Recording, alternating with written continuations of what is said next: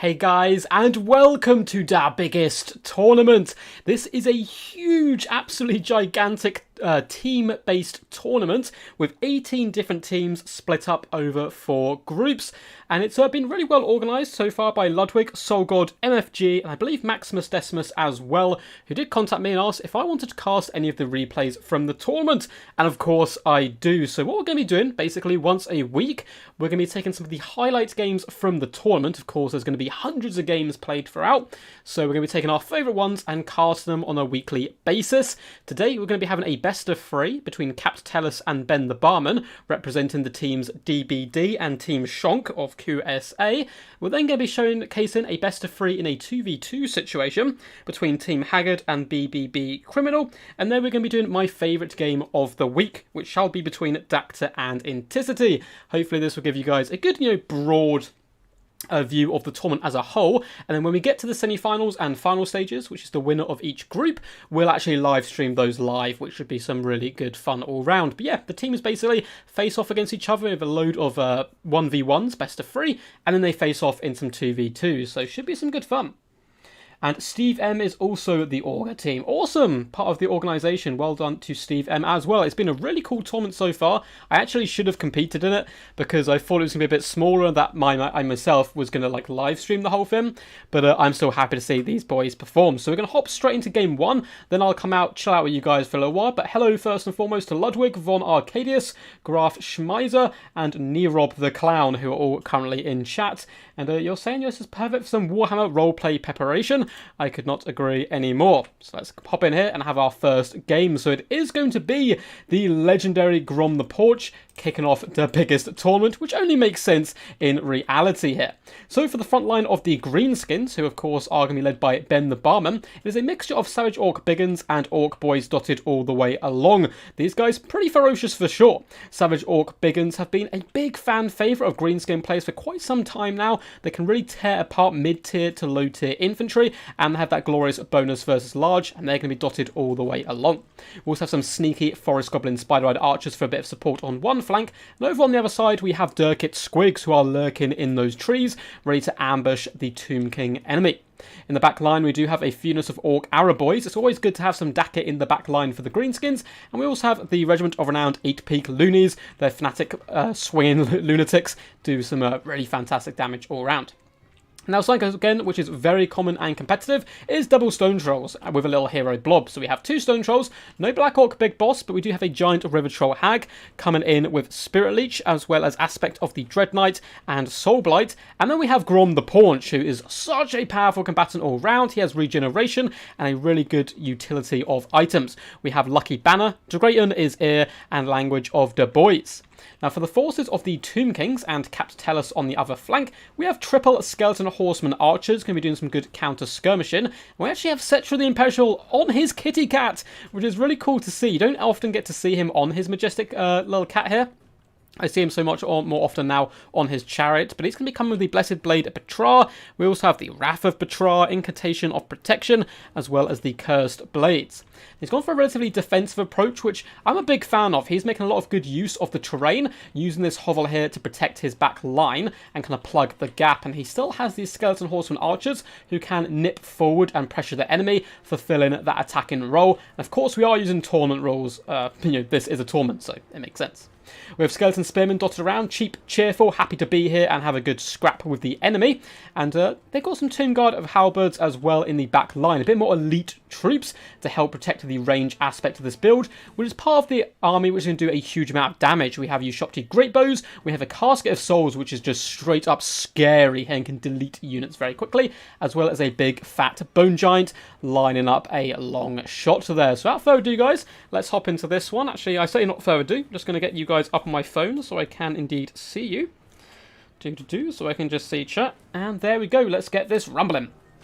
So, on the left-hand side, you can see Skeleton Horseman Archers doing a little light skirmishing with the Orc Boys, who are not having the best time of it so far. Big Bone Giant shot does launch its way through, doing some massive damage, and it looks like the Savage Orc Biggins are the target here of the Casket of Souls, but Cetra going to be using the mass to push in here, pester the Orc Boys, and fall back relatively unscathed. This is really good play by the Tomb Kings.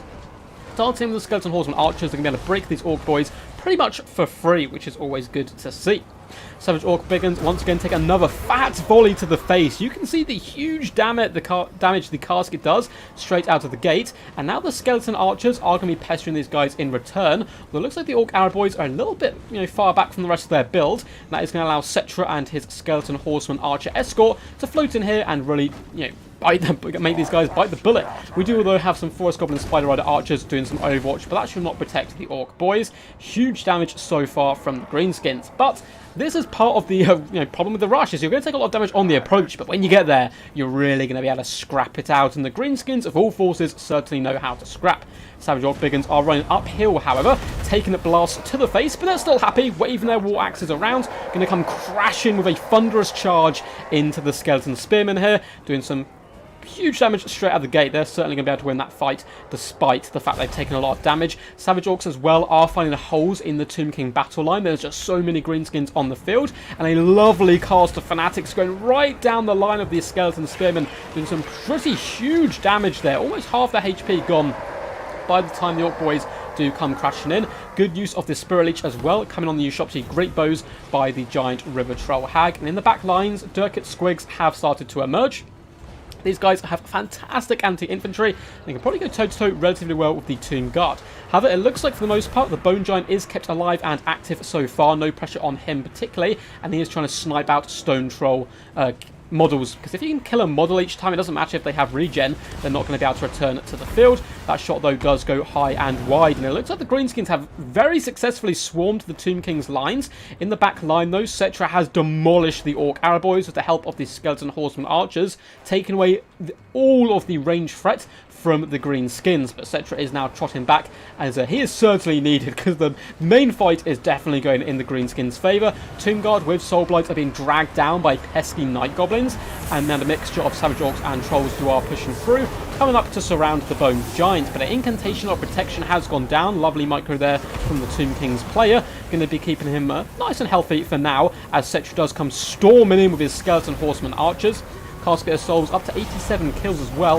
It has been beat down by some Stone Trolls, but good Overwatch fire from Skeleton Horseman archers has forced the Stone Trolls to retreat, despite the fact they're relatively high health. Balance power is now for the first time going in the favour of the legendary Tomb Kings. Halberds holding back a huge swath of Savage Orcs and Orc boys, allowing that Casket of Souls to rain holy fire down upon them, breaking all of these units. But in the back line, in come the Durkit Squigs as well as Grom, should be used to shut down these ranged core. And it looks like your Ushopti Great Bows are going to be getting finished off here by some crazed goblins who kind of waddle back and forth here on their Squigs. So we don't get to see terribly often, but I wish we got to see more of. Skeleton Horseman archers are actually going into glorious hand-to-hand combat with the Squigs in an attempt to pin them between them and the Tomb Guard with halberds and rescue the poor broken Ushopti here. Bone Giant is going to be waddling over, trying to go toe-to-toe with Grom, but Lucky Banner has been popped, keeping him alive and happy. But this Casket of Souls, been active for as long as it is paying huge dividends here, up to 127 kills. Crazy stuff for sure. Cetra the Impenetrable, considering going after the giant River Troll Hag, but now falling back to protect the range aspects of their build. And it looks like the archers have managed to return from their long trek, finally getting into the action, but it has been 4.5 minutes, and these guys have only just loosed their first volley. Good Fanatic cast once again coming in down the Tomb Guard line, just destroying skeletons and allowing these Savage Orc Biggins to really pick them apart. This is a very hotly contested game here, as the Stone Trolls do finish off the summoned unit of Ushopti for pushing in to try and overwhelm the Tomb Guard. Stone Trolls, though, pretty bad leadership, and despite the fact they've managed to shut down the Casket of Souls multiple times, Cetra has darted over to save the day, and now we have the Bone Giant and Cetra tag team here. Grom is tanky, Grom is strong, but Grom is not that powerful when it comes to facing these huge, scary creatures, and he's going to have to skirt away on his chariot, fall back, try and rally his Stone Trolls to the cause. And now that the Orc Arrow boys have returned, this could be a big mistake not chasing them off for good with those Skeleton Horseman archers. They're now peppering down at some of the larger threats the Tomb Kings possess, and the Casket of Souls has been destroyed for good. Grom the Paunch and the Stone Trolls aiding in that endeavour. Ushopti have managed to run away, but Cetra is a absolute one kitty wrecking ball at this point. Charge into the Stone Trolls, doing some massive damage. Balance power still slightly in favour of the Tomb Kings, but it's not pushing any further in their favour at the moment, as Grom does desperately try to hold the line, but Cetra is a far better melee combatant all round. Stone Trolls as well being very close to being broken here by good effective cycle charging from the Skeleton Horseman archers, who have been amazing at this game so far. Skeleton Spearmen have forced off some Orc boys here, and they can probably push in just to pressure the Orc Arrow boys where possible. But it is looking like the Tomb Kings will probably take this first game. Giant River Troll Hag is desperately going toe-to-toe with the legendary Bone Giant. With Savage Orc support as well, can certainly do some pretty decent damage. The Bone Giant has good stats all round, but only 30 melee attack means it does struggle sometimes to hit heroes and characters. And we do have a Miver popped down as well on Cetra, as well as an Incantation of Protection as the Bowfire does start to pour in. In the distance, fantastic use of this beat-up unit of Skeleton Horsemen, being used to chase off the routing Stone Trolls and Orc Boys. Brilliant value, although their leadership is pretty low at the moment, and they are crumbling, so they might actually die before they can escort those units off the field for good. And it looks like Cetra decided, you know what, I don't want to really sit bogged down amongst all these troops and get shot at. I'm just going to use my mass to push my way through and hop on the Orc Arrow Boys. The War is popped as well, which is really unfortunate for the Greenskins, because if they'd pinned in Cetra at this moment, maybe they could have done some huge damage. But instead, Cetra's simply going to dance around and finish off the Orc Arrow Boys. Of course, as well, the Blessed Blade of Petrarch does imbue fire damage, which is very good against Grom and his regeneration. Skeleton Horseman archers are starting to unleash some salvos as well. It looks like they are aiming for the Forest Goblin Spider Rider archers for now, as Cetra simply escapes this character core, dances laughing over the corpse of the terrified Orcs boys.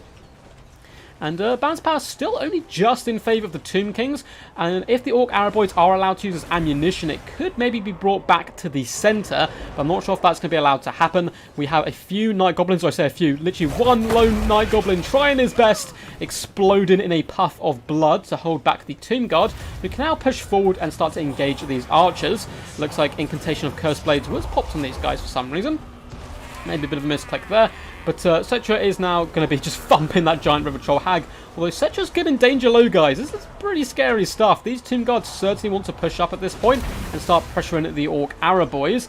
And it looks like the Bone Giant, though, is doing a pretty decent job of firing in to try and delete them. And Grom is terrified away. He is still, at the end of the day, despite his stature, a goblin. And he's going to be very scared of such a horrific creature such as Cetra. A big shot from the Bone Giant comes in, nearly finishing off Grom. It does, in fact, shatter him, however. And with him, the hopes of the Greenskins fade. Skeleton Horse archers are now charging into the Orc Arrows, who have just lost their leader, so they're probably not going to be too up for a scrap at this moment. Looks like the Savage Orcs, though, are starting to drive themselves back to try and protect the Archer Corps. And Cetra himself is very low. Bone Giant as well, not looking too healthy. But these two units of Tomb Guard is going to be a big problem for the Greenskins in the late game here.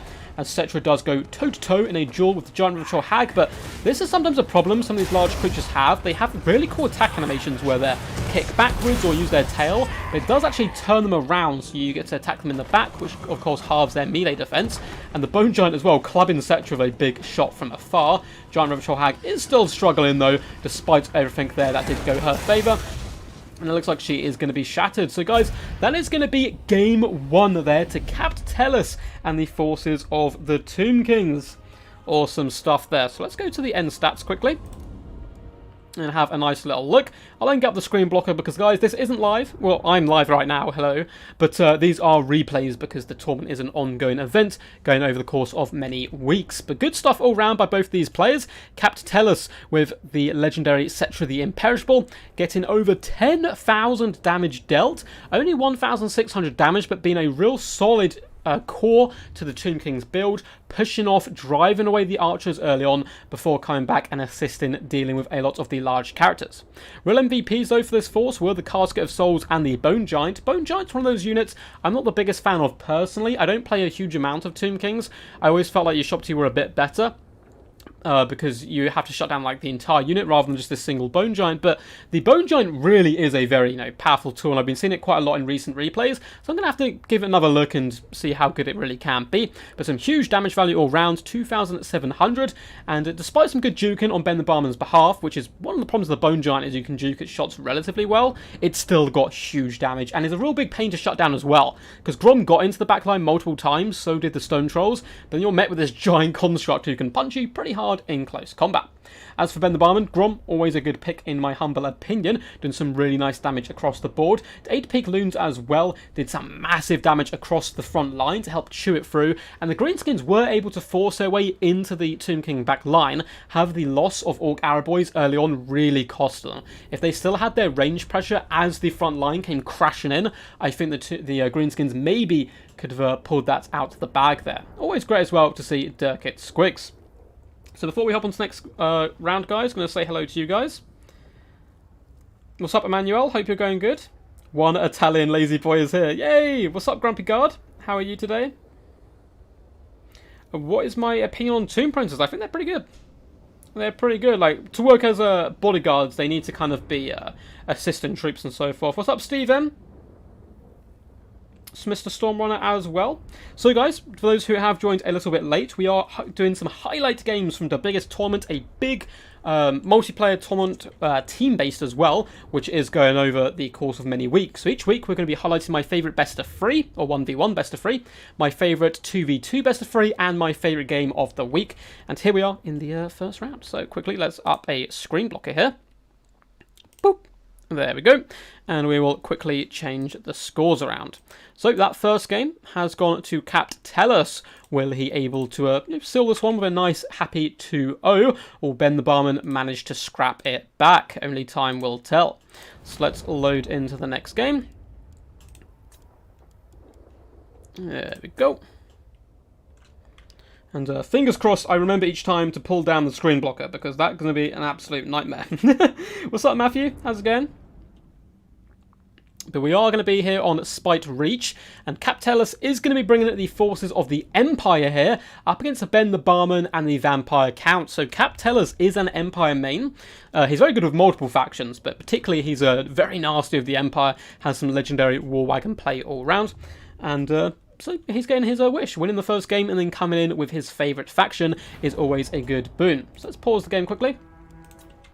And let's get rid of that pesky screen blocker. I have remembered you, at least for this time. So boop, there you guys can see once more. Let's pop this into slow-mo and quickly go through the builds. So for the forces of the Empire here, nice kind of compact defensive formation, despite the lack of static range here. We have triple swordsmen in the front line. They're going to be backed up as well by so many spearmen. It looks like we have 5 units of these bad boys, and they're the real backbone of any good Empire build. Look at them! They're just waving their spears in the air in a roar of defiance up against all these crazy creatures, and, you know, they're cheap, cheerful, and definitely not too happy to be here, but they're here nonetheless. We have a good cavalry contingent here as well of double Demigryph Knights. These bad boys do have Lancers, and funny enough, the Lancers are actually better up against large threats than the Halberds, or at least in the form of cavalry, but single entities and so forth, you really want the Halberds. So definitely looking to try and trade up against Blood Knights where possible. In the form of a Hero Core, we have a Bright Wizard, Burning Head, Flaming Sword of Ruin, and a Power Stone, and we have a Warrior Priest leading the front lines, bringing in every single buff he can bring. The Warrior Priest looks so cool, leading their gigantic hammers into action. He has Shield of Faith, of course, Soulfire, and Hammer of Sigma, but the ultimate kind of devoted legend of Sigma is Volkmar the Grim, coming in with a fantastic moustache, but as well as the Grand Soulfire, Grand Shield of Faith, and Grand Hammer of Sigma himself, he's going to bring in Banishment as well as Jade Griffin. But the real core to this build, I'm sure you guys noticed it early on, is the triple War Wagon, and this is something Cap Tellus does quite a lot and is very good with it. War Wagons used to be considered a bit of a meme, but the fact he can move up like this, shoot at the relatively slow forces of the Vampire Counts, then pull himself back behind this front line is really quite powerful. And as well, Fell Bats and other units like that can't really stop them and shut them down. They're simply too bulky. Now for the forces of the Vampire Counts here, in the front line, of course, we have the glorious backbone of any Vampire Counts build, zombies. These guys, just absolute pincushions, meat shields in every definition of the word. Going to be absorbing some of that shock damage from the start and absorbing some war wagon firepower as well, hopefully. From the main battle line is a mixture of skeleton spearmen as well as Graveguard dotted all the way along. Graveguard with great weapons are going to be the focus of attention, it would seem, of those war wagons. We do have some Blood Knights. Looks like we have a unit on the left-hand side, and lurking in the trees here, we have another unit of Blood Knights and some Cane Wraiths dotted for. In fact, this is 2 units of Blood Knights and Cane Wraiths. That is a very deadly ambush. Cane Wraiths, of course, are ethereal units. With Flaming Sword, Rune, and Burning Head, though, they're going to have to be incredibly careful. Leading the forces in the hero department, we have double White King. They are both going to be bringing the really good ability of Scabbeth Scathe here, which is basically like a nerfed Sunfang almost that does drop down. And then we also have Heinrich Kemmler, Cloak of Mist and Shadows, currently popped just to keep him alive and active as he does taking that fire. He does have the Krell summon, of course, so hopefully we'll get to spot where he does land. We have Undeath Resurgent as well as Raised Dead, Invocation of the Heck, and the Chaos Tombblade. So pretty standard stuff. Some really good stuff all around though. The war wagons do move forward, rolling on those nice little fat chunky wheels, and unleash some fiery shots into Kemmler. But Cloak of Mist and Shadows is going to mean he takes no damage. Graveguard are now the focus of attention, taking some volleys to the face. Graveguard with great weapons as well, of course, don't have those shields, so taking some pretty chunky HP damage out of the gate. It looks like Demigryphs are going to start pushing up on this right-hand side as well. This poor unit on the left, though, knows nothing of the ambush that awaits within the trees. And they are going to come in here to get a nice little free kill on some zombies, which looks all good and great so far. But I've got a feeling these Blood Knights may start to sprout an ambush, although they have been pulled back. So I'll have to see if Telus notices the ambush straight away. War wagons have started to pepper down at the White King as well. Although wasting a few shots into the zombies, it's kind of hard not to when you are using these units in a skirmish type situation. And it looks like the Blood Knights have spotted the Demigryphs trying to flee, but so has Telus. He's going to be pulling these guys back to his main engagement. Lovely spot there by the Empire. Otherwise, that could have been some very dangerous stuff. But huge Scabbeth Scathe going down, doing massive damage to those swordsmen in the front line. And it looks like we have one coming at the other direction. Oof! That one really connected very nicely. Big banishment going down here, though. Looks like it's going to catch the Graveguard and some zombies, but the Graveguard, for the most part, managed to pull away from it. They've taken some damage, but nothing too crazy. Good juke there coming in by Ben the Barman. Skeleton Spearmen do dance into the Swordsman, trying to overwhelm them as quickly as possible, but the Warrior Priest, as well as Volkmar, will be assisting in these front-line engagements. In the back lines, though, Blood Knights are starting to hunt down the Demigryphs, who really don't want to go toe-to-toe with them. Probably need to pull themselves closer to the Spearmen. Looks like we are seeing a fat burning head coming down the line. Glorious cast, wiping out Skeleton Spearmen and zombies, a unit each. And in the front line, Graveguard starting to struggle as the Warrior Priest, with all his buffs, does invoke the rights of Sigma and is doing a pretty decent job in butchering those poor Graveguard and assisting the Swordsman all round. But in the back line, the Blood Knights are flooding in, but once again have to get kind of peeled off here as the War Wagons were doing some lovely Overwatch fire. And it looks like a Flame Sword of Ruin does go down, but a tad late. The Cane Wraiths should be able to escape the worst of it. While the Demigryphs can pursue and do some nice damage, they'll then be open to the counter charge of the Blood Knights, who are currently getting Invocation in the Heck. And that's just what happens. Demigryphs do come charging in, Blood Knights turn around to swarm them, and the Spearmen are a tiny bit behind here. But it looks like the Blood Knights actually kind of go a little too far themselves, so a big messy engagement right there. In the front line, we have a Wizard duel. Bright Wizard has charged gloriously into Heinrich Kemmler, wielding his flaming sword and invoking the name of Beric Dundarian. But the Cloak of Mist and Shadows has popped on Kemmler, going to keep him incredibly tanky for now, though he is shoved over there by a rather angry Volkmar. In the front line, Graveguard are slowly going down, but not before they do some pretty decent damage to the Swordsman all round. Looks like one unit of Demigryph Knights did manage to survive the ambush and start floating towards the front line. Going to be chasing after the White King, it would seem, but the Blood Knights are looking pretty healthy here, which is scary stuff indeed. Demigryph Knights, though, still doing okay. And of course we have the legendary War Wagons. Another big fat burning head is coming down the line. But once again, it's targeting zombies and spearmen instead of Graveguard. So it probably would have been better kind of casting it down here. Yes, it's not so good up against cavalry, but you probably would have got more value. Although it has freed up the spearmen now. They're able to turn and intercept. But the Demigryphs getting terrified here. Trapped in a really nasty situation. Just completely surrounded here by Blood Knights. Getting dragged down to the last man. I don't think there's any hope of any of these Demigryphs surviving. A huge terror route going down in the back lines as well, on top of all of these spearmen. So that's some pretty bad stuff. But a gigantic banishment coming in response want. Obliterating so many Blood Knights, Graveguard. This is a good value banishment. You can see that unit of Blood Knights pretty much not quite going off the board, but taking a ton of damage. Balance power very even still, although the Blood Knights have now disengaged and charged over to surround the Bright Wizard. A zombie summon is going to be trying to keep the Warrior Priest pinned down and away from the Blood Knights so they can isolate Volkmar the Grim, although it looks like he is close enough to drop his Shield of Faith, which does in fact stack with Volkmar's as well.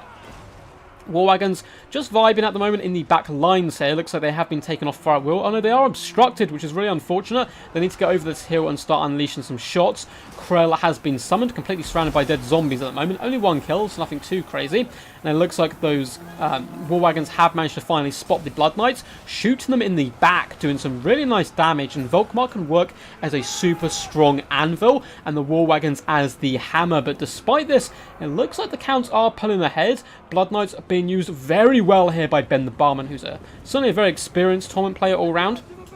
Going to be peeling off, breaking off all these spearmen and demigryphs who could otherwise come back to the main fray and assist in that engagement. War Wagons are being pushed off now by the White King as well as a load of infantry. Cane Wraith's going to be pretty perfect for pushing them away as they won't take too much damage either. It looks like the Graveguard, though, are the focus of attention from the War Wagons, so some good target priority there. Volkmar as well, the longer this battle goes on, the more he's going to heal up, which is quite good for him. Warrior Priest doesn't really want to tussle with a White King and is going to be running away, coated in his own blood. Unit of some zombies as well, going to be slowly pushing over to the War Wagons, just trying to waste their ammunition where possible, because War Wagons are super damp noodle in close combat. They've got, okay armor, so they don't necessarily die incredibly quickly, but pretty much every hit's actually going to make it. White King is now turning his back, so that shield's not going to be too useful, taking some pretty big burst damage, but I don't know if the Empire have the stomach left for the fight. If we take an overarching view, Swordsmen and Spearmen are rallying to the cause. Cane Wraiths, though, once again being used super effectively here just to chase off Spearmen. 2 units, and it looks like the demigryphs are probably done for as well at this point. However, this White King taking quite a lot of damage to the back here. The triple War Wagons slowly starting to rack up the damage here, but 1,500 health is certainly nothing to scoff at still. Volkmar is going to be rolling dirty in to try and help finish him off, but he's just pulling back to his Graveguard and zombie hordes. And 2 White Kings plus Heinrich and all of these Blood Knights who do get a fat upgraded invocation there. Heck, healing all 3 of them up. I feel like it might be too much. Balance power does go against the Empire, but lovely counterpunch coming here, and this is a really good way back into the game. If Volkmar and the Warrior Priest can use their soul fires to clear out all the chaff of the undead, they might be able to pin in the Blood Knights and drag them down with some good overarching fire from the War Wagons. But these guys look incredibly low on ammunition at this point, and I feel like their shots are certainly needed to go into the Blood Knights. Volkmar the Grim going to be running over the poor White King here, as well as invoking the Grand Shield of Faith and the battle, all his battle prayers, as is the Warrior Priest making a glorious stand here. Soulfire coming in, doing some really lovely damage, although good micro here by the Vampire Counts. Blood Knights have enabled themselves to pull themselves out of that engagement, and they'll be able to turn around now and go in for a glorious counter charge. Swordsman, a small unit here of 41 troops, has rallied to their Warrior Priests, trying to fight strong up against the regiment renowned zombies, but what can men do against such reckless Blood Knights? Charging, tailing Volkmar wherever he goes, and despite his buffs, he is not a even combatant up against triple Blood Knights. That's quite a lot of damage coming in. One unit of War Wagons has gone into glorious hand-to-hand combat, and the others getting onto their priority targets of the Blood Knights, but a little bit too late here. This unit has very little ammunition left, and this other one has run out as well, but we can follow this thunderous charge from the War Wagons as they lightly tap the back of the Blood Knights. Cane Wraiths as well, once again going to be used to circle around and actually ensnare the War Wagons where possible, and take a few of those shots from the War Wagon, which is a perfect situation from the undead. Balance power is now hugely in favour of the Vampire Counts. 1 White King may be finished off here. We can watch the epic duel here of the Warrior Priest up against double White King. Of course, evil, not playing fair whatsoever. But Warrior Priest doesn't really care too much. It looks like... Did that White King just hit his friend? It looks like he may have. Warrior Priest now deciding, I'm actually going to run away from this. I am no Volkmar. He's going to be betraying Sigma and running for the hills. Nice summon of zombies just to pin in all these troops, slowly wear down the war wagons, although more do come clattering in the charge. The Volkmar's going to get a nice burst damage down here, but it looks like the Blood Knights do notice this. Well timed there to try and catch it as they approached, but a good micro here by the Vampire Counts to peel off there so they don't take any burst damage. Even if they take at this point, I think they still win. It looks like Cap Telus is going to throw in the towel there, so it is 1-1, guys, in this first best of 3. I'm going to chill out for you guys a second here, but we can quickly go to the end stats. What's up, Elmo? How's it going, man? You're actually on one of my most recent videos, dude. Didn't know if you know. You had a really awesome game.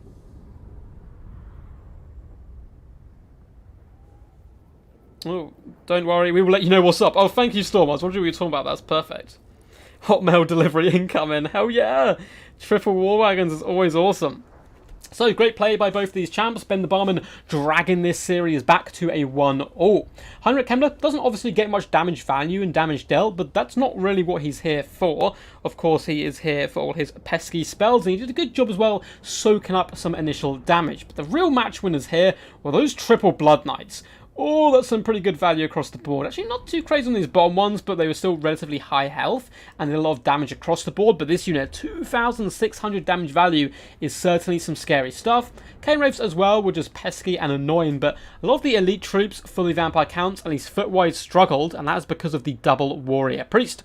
Of course, this one coming in doing 8,000 damage is scary, but Volkmar, an absolute champ, always seems to get his value back. 4,000 damage value, 32,000 damage dealt. Ugh, that's some nasty stuff for sure. As for the War Wagons, they certainly did okay, getting a pretty big damage across the board all round, particularly this one here getting a 900 value and this one 1,000. The problem for them was they weren't able to pick and choose what units they shot at completely. They rode forward, started picking apart characters, picking apart Graveguard, but then the ambush of Blood Knights happened, and all of these shots needed to rain into them to give the Demigryph Knights a chance. As you can see, these guys really underperformed, whereas the characters obviously kind of overperformed a lot more. But epic game all round. So let's pop up the screen blocker quickly, so you guys actually don't. I'll pop up the screen blocker just in case you see what any of the other replays are named and so forth. And let's load into the next one.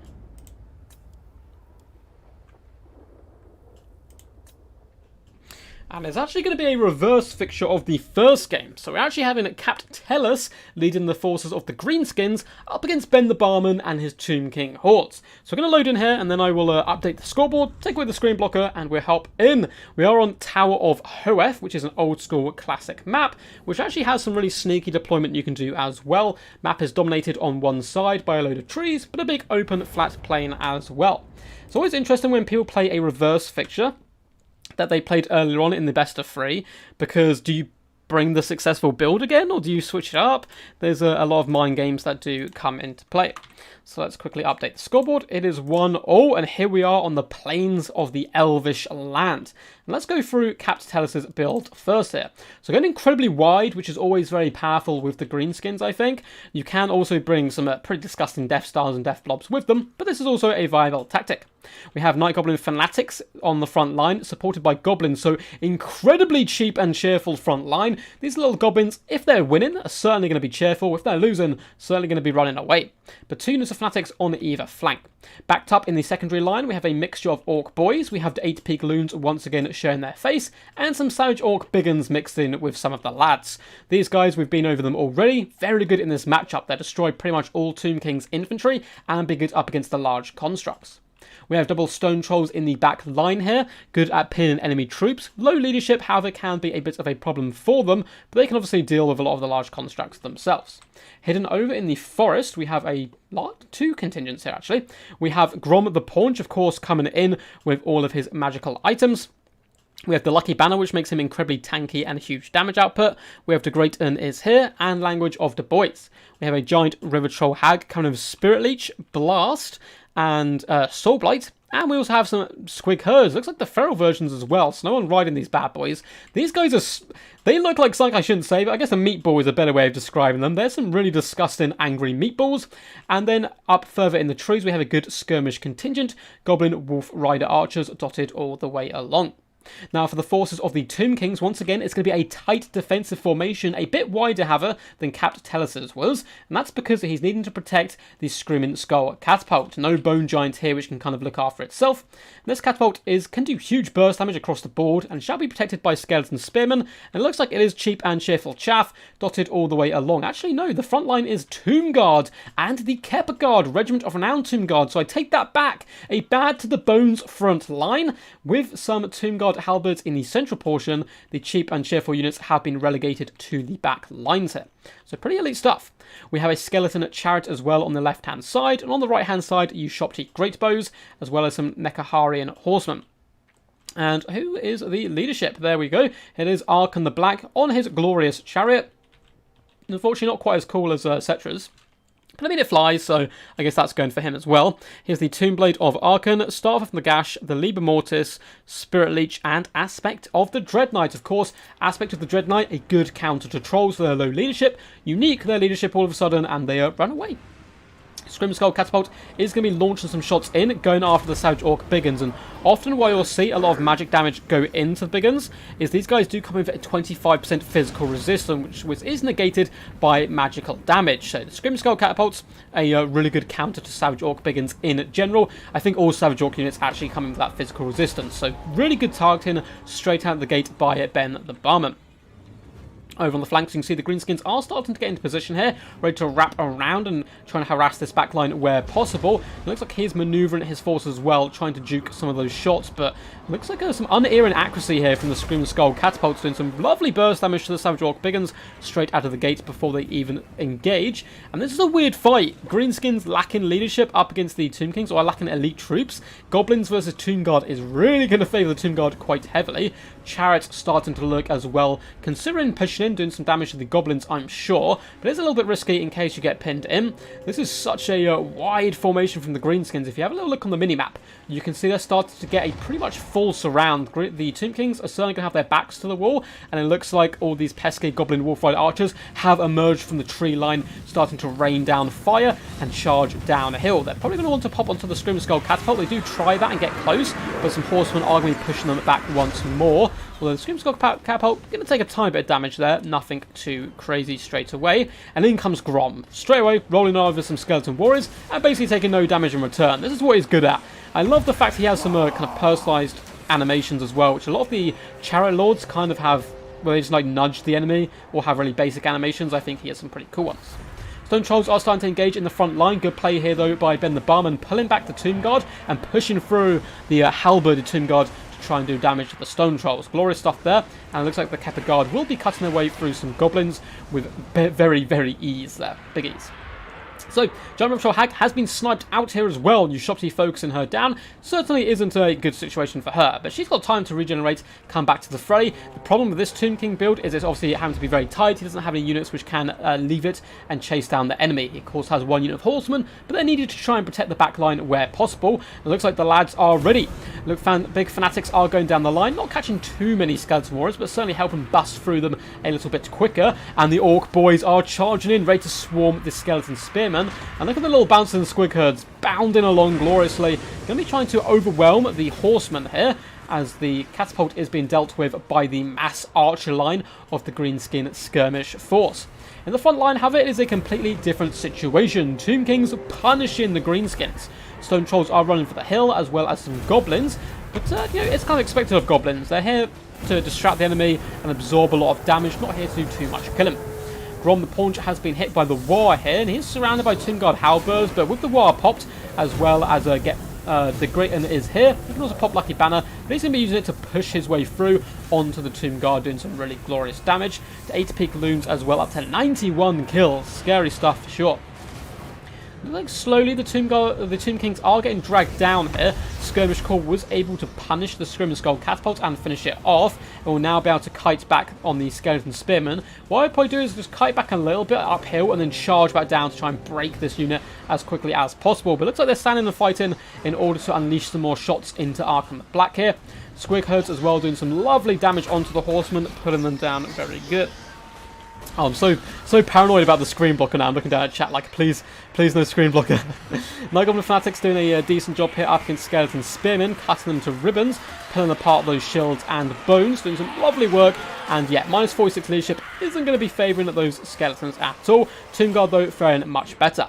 In the front line, the kept guard a really serious, solid backbone, and you can see the Tomb Kings have formed this just death blob of moving undead troops, which has overrun the Stone Trolls. War popped a tiny bit late for them, unfortunately, to come back into the fight. The AP Loons, though, if they do have one more Fanatic cast, would have a glorious opportunity here to do some massive damage. Shopty Greatbows have turned to fire into Grom the Paunch with a Spirit Leech as well. He's starting to get rather low, but still plenty of room to heal up. And he's going to be coming in with a charge to try and shut down the Greatbow. Big props to Ben the Barman for keeping these guys online as long as possible. There we go, getting the words up. But Grom rolling in is going to be a bit of a downfall for them, although the Kept Guard have rallied to the cause. Goblins have been dealt with over on this left-hand side. Skeleton Chariots up to 150 kills. That is disgusting stuff. But again, against Goblins for the most part. Forest Goblin, Spider Rider, Archers, and Goblin Wolf Riders are once again going to be peppering down Ark in the Black where possible. Big Soul Blight has come down, and the poor little Squig Herds, they've had a good run, but they're going to be getting butchered here at the moment. Although a nice rear attack into the Tomb Guard with the help of the Orc Boys may be able to overwhelm the far more elite unit, although Horsemen are being dragged in to shut down the Squig Herds, and Balance Power still dead even here after 5 minutes. A big blast shot coming in by the Giant River Troll Hag completely misses Arkan somehow, it would seem. Maybe he got clipped a little bit here. And the Skirmish Call for the Greenskins has complete free reign of the battlefield for the most part, unleashing shot after shot into Arkan, who's desperately trying to push them away, but he is 110 armor is pretty tanky, but if you get enough arrows fired at you, you will eventually go down. And Arkan now turning to engage the Giant River Troll Hag before fleeing once more. Brilliant use of the Shopti summon here, surrounding Grom and perhaps forcing him off the field, doing massive damage. You can now see his healing cap. He needs to stay away from the Tomb Kings as much as possible. If he goes down, this is certainly game over. Looks like he has been hit by Spirit Leech as well. In a desperate attempt, he does charge into Arkan the Black and force him off, but Grom is wavering so low. He's on 0 leadership, and he even crashes into this little urn here. But looks like he's just about going to be able to escape. He needs to stay away from the battlefield for as long as possible and recover his health. Big Soul Blight has gone down on all these elite Tomb Guard troops, but nothing really here to follow up. One unit of Stone Trolls, which did get broken earlier, has returned to the fray and is getting very close to maximum health again, while the second unit flees just by the mere presence of the ferocious Arkham. Very close game here. This is some pretty crazy stuff. Lucky Banner has gone down on Grom, and he did decide to engage with the Horsemen, who have now come for a surround. Once again, down to 3 leadership. The Giant River Troll Hag trying to flee from the Summon You Shopti and come over here and assist Grom. Lucky Banner should mean he's going to be taking very little damage, however. Plus, he's got a whopping 80 melee attack, so he'll be able to butcher the Horsemen if he does not break, and that is a big, big if. Skirmish contingent is still alive and active for the Greenskins, although some of them have started to run out of ammunition. Need to come over here and really crack down on the Horsemen. But it looks like Grom is going to be able to win that engagement. But once again, Grom survives by the skin of his teeth. Stone Trolls ran in the distance as well as some Goblins, but this other unit kind of went in unsupported and was shut down. Lovely use of the Skeleton Warrior summon as well. Stone Trolls, yeah, really not wanting to get engaged in this one. Very close game. Balance Power a tiny bit in favour of the Tomb Kings at this point. All the Archer Corps, though, needs to rain fire down either on the Elite Halberds or just use them to finish off Arkan.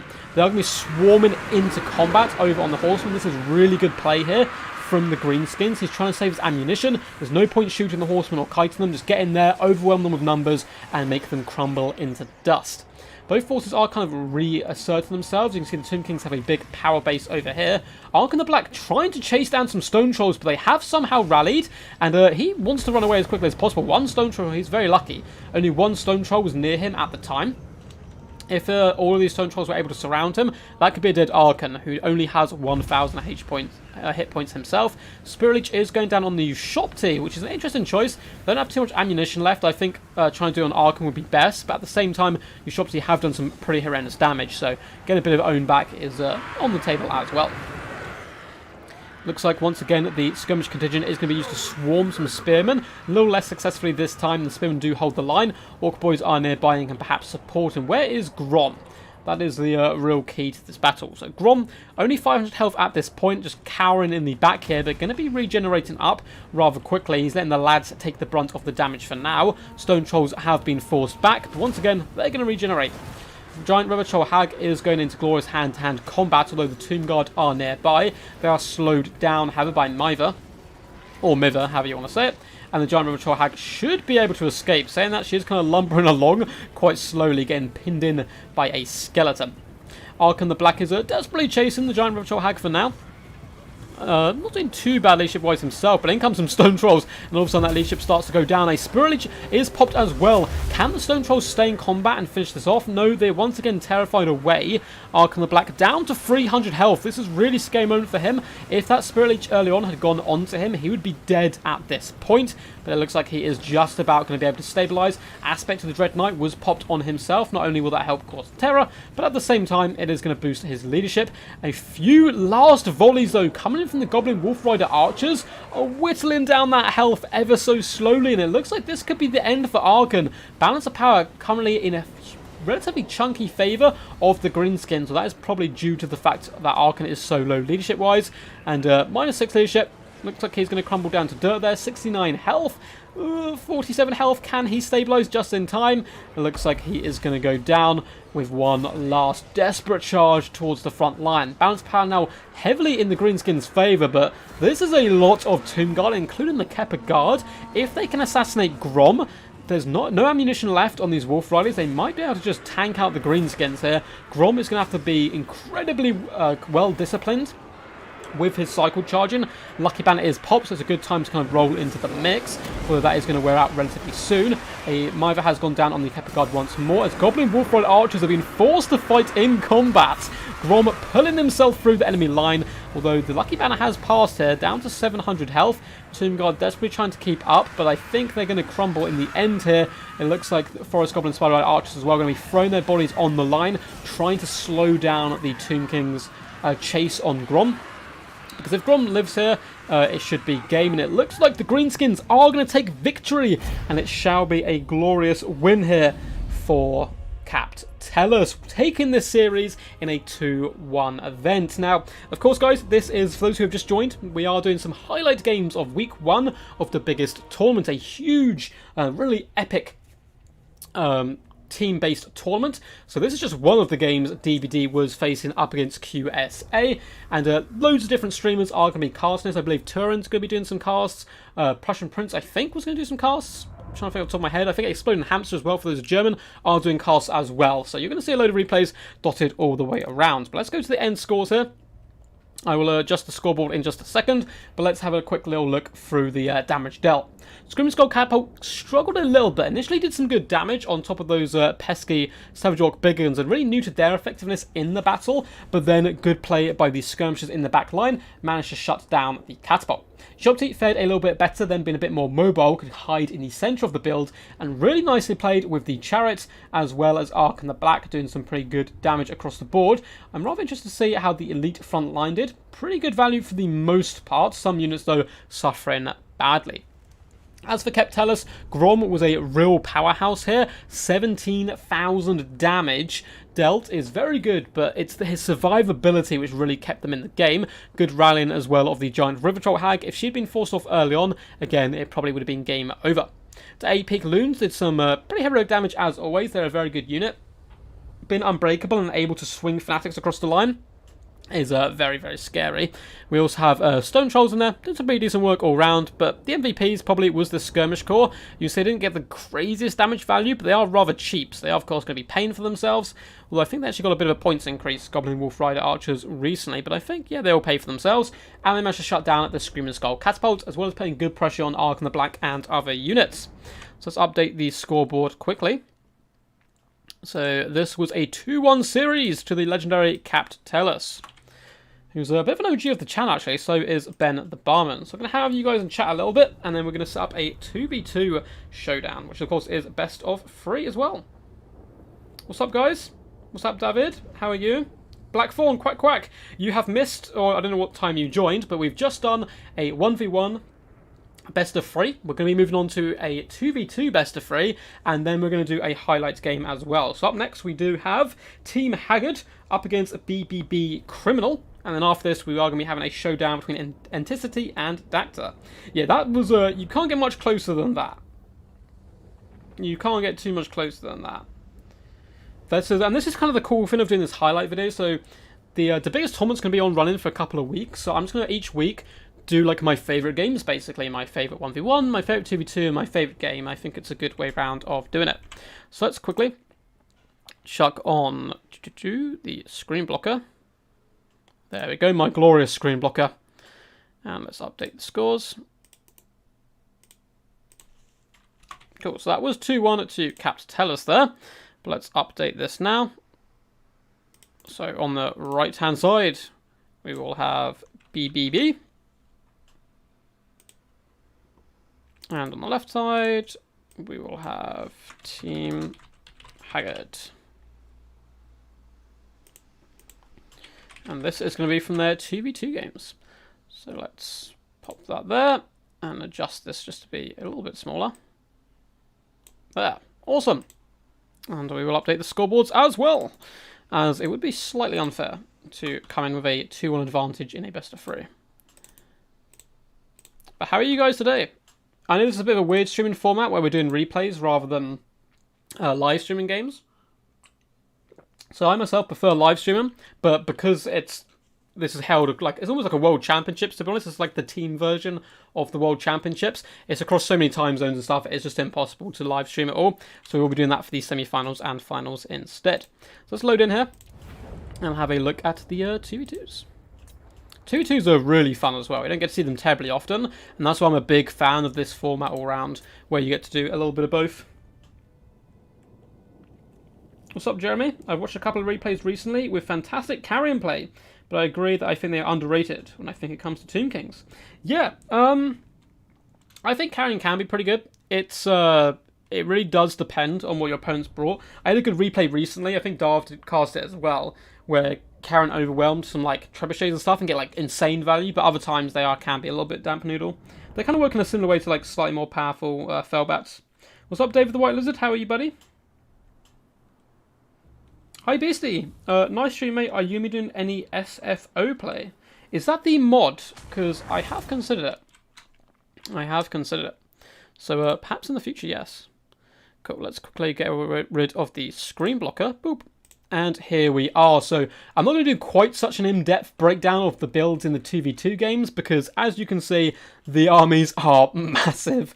There should be some good fun. So for Team Haggard here, which I believe is played by Turin, with the forces of the Skaven, and I can't remember whose team it is. We'll have a look at the end. But Team Haggard all round is a combination of Skaven and Tomb Kings. And of course, two factions which can be very powerful long range, and all round I think the most important thing of 2v2s is synergy with your partner and working well with them. And I think defensively all round is the way to go in 2v2. It's much more easy to organise, and overall I think it's a bit more pain. So in the front line we've got a load of Skaven slaves as well as skeleton warriors, so a huge chaffy front line to try and hold back the oncoming rush horde of the Greenskins and Norscan forces. And in the central pocket it looks like the Skaven are going to be supplying the range here. So we have Poison Wind Mortars, who are probably the most powerful unit in the game right now. We have Teeth Breakers, we have Warplock Giselles, 2 in fact, and some more Poison Wind Mortars. That is a deadly core. Now normally this could be considered an over-investment in range, but because his teammate has gone just infantry and monsters, no range themselves, it all of a sudden works very well, and you can use these really powerful units to your advantage. With some Wolf Rats as well to help protect the back line, as well as the Pit Fighters of Hell's Deep, regiment of renowned Rat Ogres. These guys not only look incredibly scary, badass, and awesome, they're actually very powerful themselves, because they do come in with Berserk, which gives them glorious physical resistance. Now, apart from that, it looks like the Tomb King forces, we have King Nikesh's Scorpion Legion in the back here, and up in the skies we have some carrions, so speak of the devils, and they shall flutter into a battlefield near you. These guys can be used to try and harass the enemy back line, shut them down, and get some lovely bonuses to rear charging and so forth. We have Necropolis Knights as well in the central pocket, as well as a glorious Tomb Scorpion. Now, leading the forces here, we do have Frot the Unclean, who's probably the master of this unholy alliance. He looks particularly scary here on his glorious mount. Coming in with Beast Pack, we have Creature Killer, Remolded, as well as Master Controller. We also have a Plague Priest, coming with all the pesky spells you would normally expect. Oh, sorry there, guys. We have Pestilent Birth, we have Vermintide and Pestilent Breath. Did those two in the wrong order, but it's all good. And then for the Tomb Kings, we have Archon the Black, as well as a Tomb Prince. Archon the Black coming with Spirit Leech and Fate of Buna. Now for the forces of the Rush faction over on this side, it is Greenskins and Norskin. I spoke about synergy. This works pretty much in the same way. Tomb King and Skaven work very well defensively. These guys work very well as a Rush faction together. We have cheap and cheerful Marauders mixed alongside Goblins dotted all the way along the front line, going incredibly wide. We have a Dakka line as well in the form of Durasti Arrows and some Orc Arrow Boys, but of course the forces of the Norska not going to be bringing much range, just seems like one unit of Huntsman over here. We do actually have a Goblin Rock Lobber. Is it just the one? No, we have two. So trying to outtrade the enemy range-wise is a bold pick indeed up against Skaven and Tomb Kings. We then have a nice contingent of Stone Trolls over here, led by a Goblin Big Boss on this right-hand flank, as well as Grom the Paunch, and some more Skin Wolves. We have a nice elite core of Marauder Berserkers in the secondary line to help protect the Dakka line, as well as be a bit more of a solid backbone once the fighting gets going. We then have more Marauder Horsemen and Skin Wolves dotted all the way along this left-hand side. So, very scary stuff all around. We'll have to see how it does perform. So, without further ado, let's get this battle underway. Yes, yes. Oh, I'm so scared for the... the screen blocker. I keep looking down at chat expecting it to just be like blocker, blocker, blocker. I'm just having a quick drink here, guys. Sorry about my voice. I've been really ill over the last couple of days, I'm afraid. I had a migraine for like 4 days. It's horrible. But anyway, the looks like Norskins Greenskins are actually going to be a little bit timid in their approach here. So let's go over the Norskan leadership. Actually, we have Frog the Mighty here, as well as a Shaman Sorcerer of Fire, Burning Head Fireball, and a Shaman Sorcerer of Death with Spirit Leech. So really interesting core all round. It looks like the... are they going to try and sit back and defend with the Goblin Rock Lobbers? I don't know how well that's going to go. I mean, there's no Warp Lightning Cannons, no use shop to just shut them down, so it might be worth just trying to trade and whittle down the Poison Wind Mortars and so forth from range. And it looks like that's just what they're doing, hitting the Skeleton Warriors and Poison Wind Mortars alike. Frot the Unclean, as well as Archon, so both hero cores for Team Haggard, are pushing forward just to say hello. Although it looks like a Spirit Leech is going to be going down on Archon the Black, and they're going to quickly pull back once more. Skin Wolves lurking on the prow as well could be pretty scary in that situation. Poison Wind Mortar is going to be focusing down the Dakka line. Really good targeting all round there coming in from the Skaven player. You need to shut down Greenskin Dakka lines. They're way scarier than most people give them credit for, but it looks like he certainly knows what's up. Poison Wind Mortars are taking a bit of damage. Spirit Leeching them is probably the best way of getting rid of them, but unfortunately that Spirit Leech is kind of forced back over here at the moment. So Orc Arrow Boys taking huge damage, and it looks like the Rush team actually kind of just sitting back for now and chilling, letting Team Haggard really take the initiative, although the Greenskins are now starting to move up. They're going to be blocked by a summon coming in, which is going to be supported by Frot the Unclean, who's surrounding some Skin Wolves. Now, Frot, of course, is anti-large, but being surrounded by Skin Wolves isn't necessarily the best place for him to be. He does have regeneration, so he should be able to heal up. And if he can kill models, it would probably be a good trade. But yeah, looks like he's going to realise what's going on and decide to flee back as far as possible. I did manage to kill quite a few models of Skin Wolves there, actually. So that is some good value, actually, from that charge from Frot.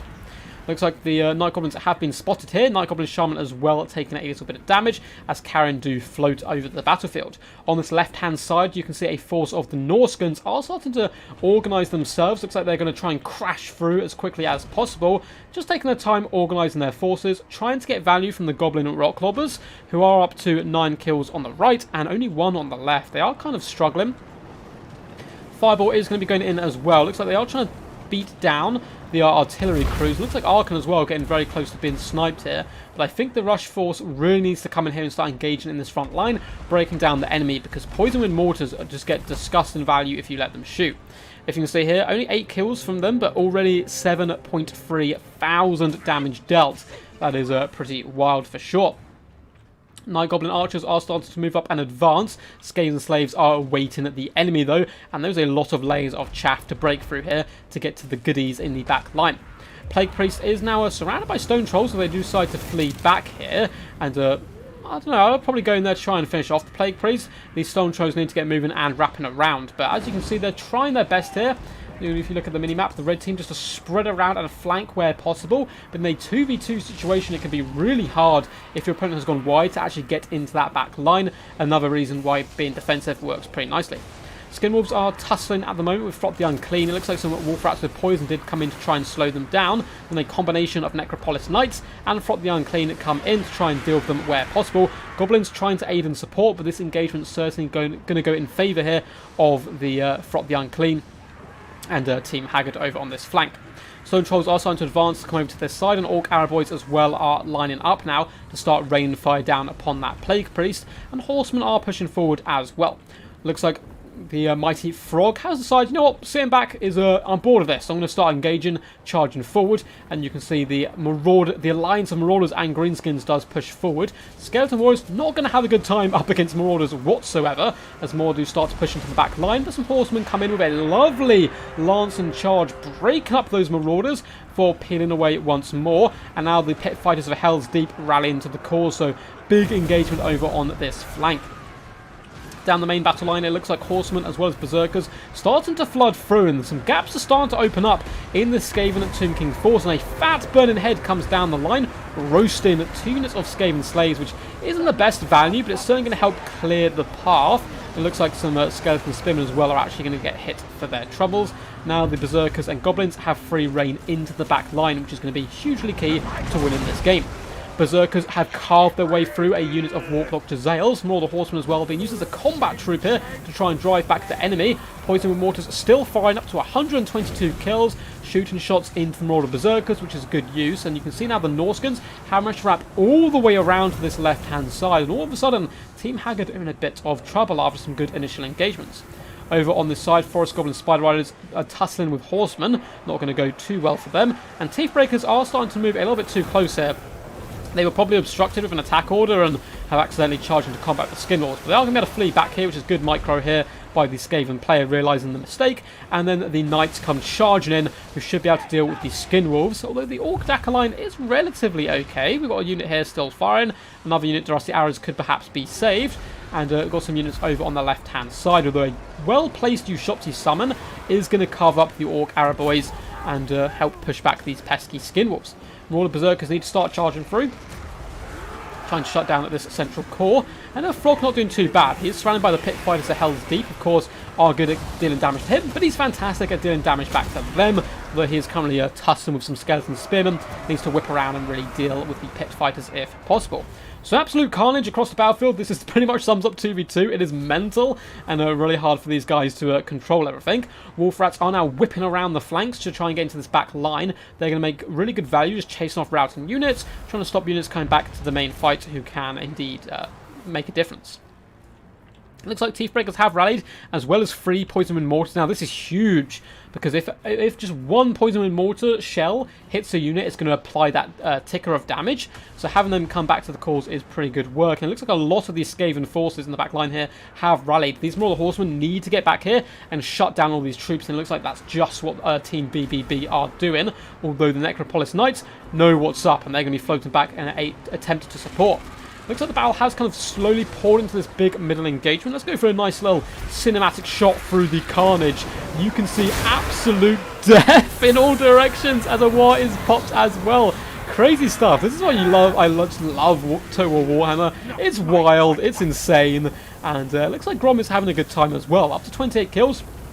Been darting in and out. Maybe wants to go after an assassination attempt on Arkham the Black at this moment, who is a little bit stuck with not too many friends around him. The Skinwolves should be able to pin him in if possible, especially with the help of Stone Trolls. So it looks like the Plague Priest with Creature Killer is coming in to say hello to the Stone Trolls. Over in the back lines, it looks like Poison Mortars have been shut down. Good micro here by BBB. I think they had a bit of a rocky start, holding back a little bit too long, but now they've pushed into the enemy lines and are wrapping up all of these ranged troops from the Skaven. Certainly starting to look a bit better for them now. Balance power actually in their favour, but this is the fight back. Poison Wind Mortars wrap around and start devouring the Rusty Arrows, finishing them very quickly. And yeah, none of these Greenskins are going to be able to escape this. They are pinned in it pretty horribly at this point. And a lot of the key units have been well preserved as well by Team Haggard. We have the Knights, we have all their Lords and Heroes alive and active as well. That's allowing them to win this central pocket and engagement. But wherever you look, there's just Norskins everywhere across the battlefield, which is really scary. Orc Araboys are back online. It looks like more of the Hunter Javelins have unfortunately been firing into King Nakish's Scorpion Legion, which is some okay value. We take a look here. They've done 2,000 damage, but only 200 damage value. They really want to be tying down Plague Priest, characters, and some of the larger threats here. Pit Fighters are held deep, have rallied to the cause. Ark and the Black and the Tomb Prince trying to drag down Frog here. Scholar Children has been popped on him. And it looks like the Hunters as well have warped around, and they're going to be doing some damage onto the Pit Fighters. But Frog is getting knocked to the ground. It looks like his Shaman is terrified and done for at this point, and this could be a huge turning point at this point. If Frog is forced off at this point, a Spirit Leech has gone down on him, and a Tomb Prince and Tomb Scorpion attacking him, he could be in some real big trouble for sure. Ark and the Black as well, even trying to get through his own troops to get involved. Shaman Sorcerer of Death fleeing for his life, although there was 2 casters. Oh no, they're both fleeing. That's certainly not gone too well for the forces of Norska there. And all of a sudden, the balance power is now quite heavily in favour of Team Haggard. So nice little fight back there. Brilliant micro by the Skaven. I have to check out actually who played which force. These Wolf Rats have been hugely game-changing, chasing off troops, putting pressure on the enemy back line, but it's certainly not over yet by any stretch of the imagination. Royal Horsemen are kiting in the back line, should be able to finish off the Pit Fighters with the remainder of their ammunition, but the backbone, the main fighting force of Team BBB has been forced back here. Royal Berserkers trying to hold firm, but a lot of their forces and Greenskin allies are starting to retreat, and it looks like Frog has simply been swarmed by the Tomb King's player here, assassinating Frog the Legendary, who's currently terrified. It's never a good day if you're a troll and you're being terrified. It looks like a Spirit Leech has gone down on the Skinwolves, who get sent absolutely flying down the hill there by those Knights. Not having a good day whatsoever. I mean, 64 kills is a good day, I suppose, but not if you die at the same time. And it looks like Team Haggard probably going to take this. The Team BBB criminals being completely forced back. A lot of their troops running for the hills. You can see the Night Goblin Shaman fleeing as well. Goblin Big Boss is terrified at this point, and there's not much that can stop Frot the Unclean. Of course, Grom the Paunch, you never count him out. He's desperately darting around this back line, trying to support and rescue units where possible, but he's still just one Goblin at the end of the day. Lovely rare attack, though, onto the Skeleton Spearman, who actually have Creature Killer pops at the moment, so maybe could do some damage to him. And over here, the Norskans really did get broken by the loss of their leader. Looks like Frog down to just 200 health. Probably going to get killed by this Tomb Scorpion at this point, or at least Ark and the Black. And down the mighty Troll King goes. And with that, balance power pushes heavily in favour of the Skaven Tomb King alliance, as all of the leadership for the Norskans have been dealt with. Looks like they're pretty much done for at this point. It is just the Greenskins left standing. And where is the legendary Grom? Here he is, surrounded by disgusting, filthy Skaven slaves, although he is going to be getting hit with a Spirit Leech as well, and all the damage you get to him is just going to push it further and further towards army losses, and it looks like there was no aid coming. Orc Arab boys have fled as well, so it is just Grom against the world at this point. There's a few rallying units for the Skaven as well, who could be brought back to the main fray, but I think at this point it is pretty much over. That Tomb Prince is going to be the perfect combatant to deal with Grom, although Lucky Banner has been popped, going to keep him alive a little while longer. And he pulls through to some of his remaining Orc Biggins, holding the line desperately. Wolf Rats, though, going to simply be fleeing back at this point, and trying to get out of the range. It looks like a Fireball has been arced down range by that Shaman Sorcerer of Death, and it clips Arkan, doing some pretty big damage. Maybe a turnaround. Grom comes gloriously charging in.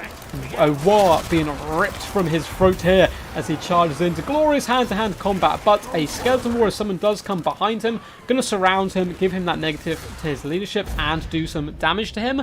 And game 1 going to Team Haggard there. What a fantastic game. Well played to both teams.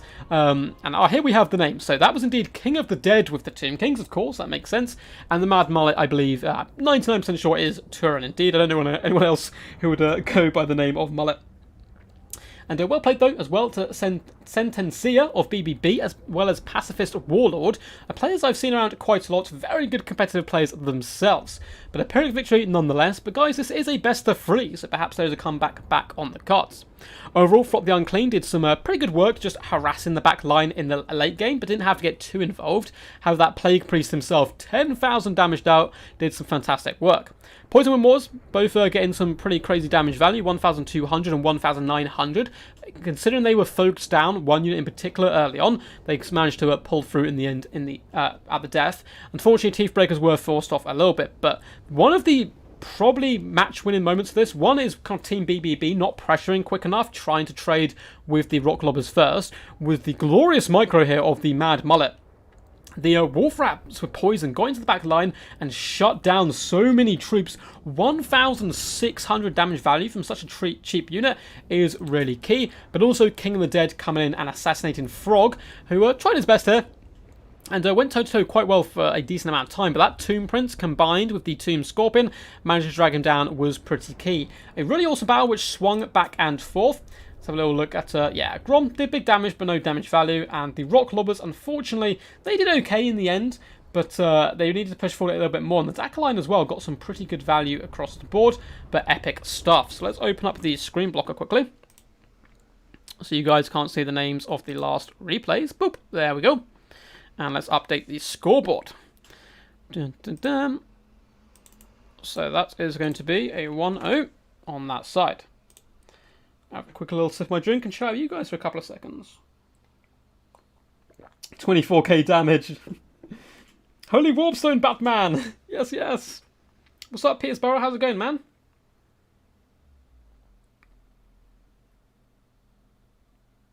Hope you are all good. What's up, Logic, as well? I really rate the Knights. Yeah, man, they're so good. They're so scary. Yeah, Wolf Rats do crazy stuff, man. Crazy stuff. Hope you guys are enjoying, though. King of the Dead 1, impossible. And don't worry, guys, there is going to be another game yet, or at least another 2 to 3 games. I'm just going to quickly go grab my phone charger, so I'll be 2 minutes. Chat among yourselves. I will leave. Who do I leave in charge of chat while I disappear? Aristodemus, you're left in charge. So, 2 minutes, guys. I'll be right back.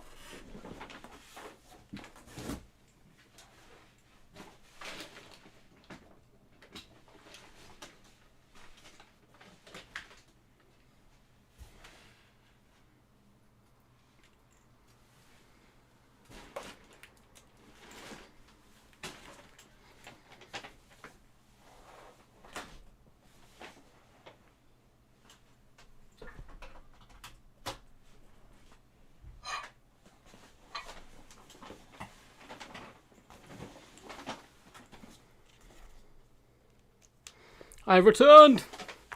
I have returned! Don't worry, Aristo's reign shall be small. His reign shall not continue for too long. Oh, there we go. Super professional. Definitely had my my phone ready to go for this. Where's your link to the rules discussion? So, what I'm going to do now, guys, is I'm going to link you to the challenge page. So, for those who have joined late, I see we've got a ton of people joined. Let's drop this quickly. Hopefully you can see this. So those who have joined late, basically there's a really awesome tournament currently going on, which was organised by a great group of people. Shout them out at the start. There's Ludwig, Soul God, MFG, Maximus Decimus, and one other person whose name I forgot. I think it's Matthew. I'll definitely remember it for next time, or I'll link their names down below as well. I've organised this huge, awesome team event tournament. So basically, there's 18 teams split up into 4 groups. They play a load of best of 1s, best of 3, best of 1s against each other, as well as a load of 2v2s. And what I'm going to be doing each week is I'm going to be casting my favourite 1v1 best of 3, my favourite 2v2 best of 3, and then my favourite game. So we're going to be seeing a ton of different games all across the board. There's also a huge amount of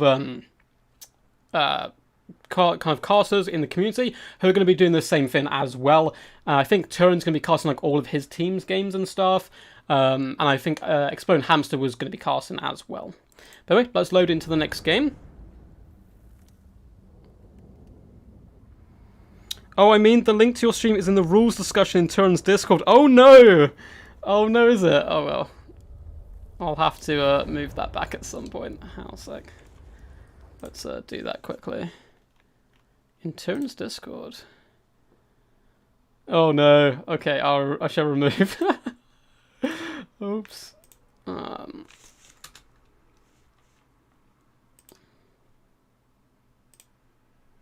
Let's just get rid of that.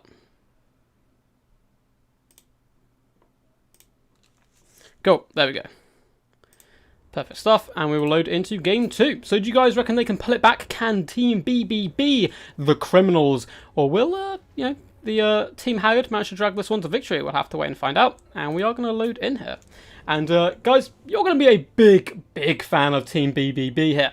So it is going to be on the team of the left here. The Mad Mullet in charge of Bretonia, and the King of the Dead in charge of the forces of Norska. But over on the right-hand side, we have the legendary Dwarf Lizardmen faction, which is cool to see. Yes, yes. Sorry, guys, I'm just viewing chat here. Good to see King of the Lag, I mean Dead playing, He only likes when he's losing, I'll have you know. He only lags when he's losing. When he's winning, his internet connection's perfect. So we are going to be on Mosquito Swamp here. If the game decides to load in. Oh no! What on earth is happening? There we go. The screen like went black. Okay, we're back. Let's take away the screen blocker. So the reason we're having the screen blocker, guys, is just because, of course, in these best of threes, you don't want to know if there's 2 replays or 3 replays from a matchup, basically. I was meant to be doing these kind of every day, but yeah, as I said, I ended up having a migraine for like 4 days. I was like, you know what, we'll just do them all in a stream, which I think can be pretty good fun. But yes, that wasn't wrong, the stream rules. Oh, the stream rules is in the Steam. Oh, I love it, I love it. So let's have a little look at the combination. So for Team Haggard, this time coming in with the peasant mobs of Bretonia, as well as the Raven Marauders of the Norskans. 2 factions which can complement themselves rather well. And once again, it looks like they're going to be taking a defensive approach, which I said my part at the start. I think in 2v2s, being defensive is a big bonus if you can make it work. But we've got peasant mobs in the front line, cheap and cheerful. Well, cheap, uncheerful, and not too happy to be here. They're backed up by the Marauders, who are definitely cheap and cheerful and definitely happy to be here. Some of which do have the amazing great weapons as well to allow themselves to break through that thick Grombrindle armor. We have a load of Peasant Bowmen as well. Just one of the best units for cost effectiveness in the entire game. Pox arrows in the backup line. More Marauders dotted through as well. And then we have 4 Trebuchets, guys. It is the day of the Field Trebuchet. They can do pretty decent damage to dwarves and so forth. Cannons will be able to shut them down relatively effectively, so we'll have to see how well they perform. We also have Quest Knights over on the left-hand flank, and of course you have the triple hero core of the Bretonia, which you see pretty much every time because it's so powerful. We have double Paladin as well as the Fate Enchantress, who's currently swimming in glorious aura here. Looks like she's just entered through a portal to enter the battle here. Chalice of Potions, Favour of the Fae, Arcane Conduit, Regrowth, and Earthblood. Scary stuff indeed. For the Norscan forces, apart from those cheap units in the front line, we kind of have a powerhouse over on this right-hand flank. Brutes of the Hound, regiment of renowned Marauder Berserkers, living their best Viking lives. These guys are unbreakable, which is incredibly powerful with a unit which gets better over time because of their Berserk trait. And they're backed up by Norscan Ice Trolls, who I've been seeing a little bit more of recently. Again, they still suffer from poor leadership, but they've got some leaders backing them up, so maybe they'll be able to stick this one out. We have a Skin Wolf Werekin in the back here, as well as a Shaman Sorcerer of Metal, Final Transmutation and Plague of Rust, and then we have Wulfric the Wanderer up on his Mighty Mammoth. Now for the heart, this build is my heart. I love the Dowie and I love the Lizardmen in the most epic of alliances here. Over on this flank we have some Pterodons and Skink Chiefs just looking at some Norscan Warhounds. Looks like there's actually Pegasus Knights in this back line as well. But we have Cold One Spear Riders here, a ton of Saurus with Spears and Temple Guard dotted all the way throughout. And this is quite interesting stuff. It looks like the Lizardmen have been tasked with guarding the Dowie cannons. Now, I can see the logic here. Saurus Spears, very good anti-large, can threaten a lot of the troops that are going to come in, and they're cheaper than Slayers. But this is going to take a lot of communication between these 2 players. I'm sure they're on a voice chat at this point, but they're going to need to kind of work together to keep these cannons firing. It looks like we have just the 2 cannons, 1, 2, but then we have a load of Thunderers and Quarrelers dotted through the mists. And in the front line, it is Masters with blasting charges, protected by Longbeards and Skinks. For the hero cores, it looks like we do have the glorious Gotrek riding dirty with Grombrindle, the White Dwarf, bringing in his Smoke Bomb, of course, and Grombrindle knows no fear, and Gotrek coming in with Heroic Fortitude, which is his best ability by far, going to be healing up the White Dwarf. For the rest of the Lizman build, it looks like we have a Feral Carnosaur who's going to be working as a bodyguard to Lord Mazda Mundi, the Lovecraftian love child of everyone's dreams. The Ruination of Cities, Banishment, Shield of the Old Ones, Apotheosis, and Net of Amantok. Certainly going to make him a very potent and deadly combatant on the battlefield, and some more Cold One Spear Riders to wrap it out. So really awesome stuff. Again, not going to be doing too much of a big breakdown of both forces, as these games tend to go on quite a while 2v2s, and they have a lot of troops, of course. Looks like in the back lines, though, Norsca Warhounds are starting to lurk, getting ready to put some pressure on the enemy, and King of the Dead, I believe, is in charge of the Norscans, and Turin in charge of the Bretonnians. And one thing that King of the Dead is stupidly good at is his hound play. If you've ever seen him on other replays on this channel or other channels, you can see he just whips around these Saurus Warriors here and instantly pounces on top of the cannons. However, we do have some quarrels with some Overwatch and Cold One Spear Riders darting in. Warhounds, though, are going to be fleeing, taking relatively few losses, although their leadership is a little bit low here. We have Pegasus Knights as well, going to be flying up over the enemy. They'll be able to spot these sneaky Cold One Riders, who now want to pull back a little bit tighter to his own force. And these Warhounds simply dart in, cause some havoc, dart around this side, and they can all of a sudden jump on top of some Thunderers, which is pretty scary.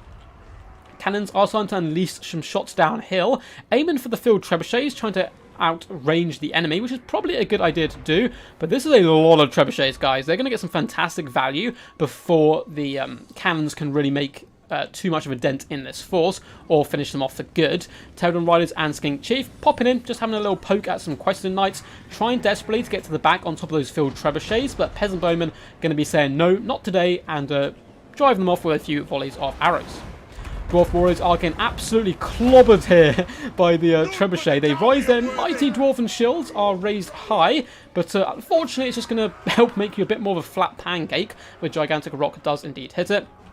Huge presence of Bretonnians are going to be whipping back this way, trying to protect their back line. This is going to be pretty key to this engagement. Skink Chief, Pterodon Riders, though, just driving by in the sunset. On this left-hand side, Questing Knights are starting to pull themselves around here to say hello. Going to quickly check to make sure no screen blocker. Perfect. I'm so paranoid, guys. I don't normally stream with a screen blocker, so I'm like, oh no. I check chat every now and again just to make sure it doesn't scream screen blocker over and over. Dwarf Cannons are currently hiding behind the fat booty of Lord Mazda Mundi. It looks like the Cold One Spear Riders did manage to get in touch with the Norscan Warhounds at least briefly. May want to charge them here, because they're, they're not that close to the board edge, actually.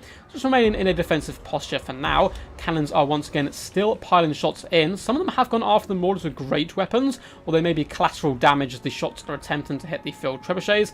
And up in the skies, those pesky Pegasus Knights, try saying that 3 times very quickly, are chasing down the Pterodon Riders, although they have been dragged directly into a Lizardman ambush. Skink Skirmishers are now going to be whittling them down, poisoning them. They're too slow to catch up, and the flying battle there is going to go slightly in favour of the Lizardmen.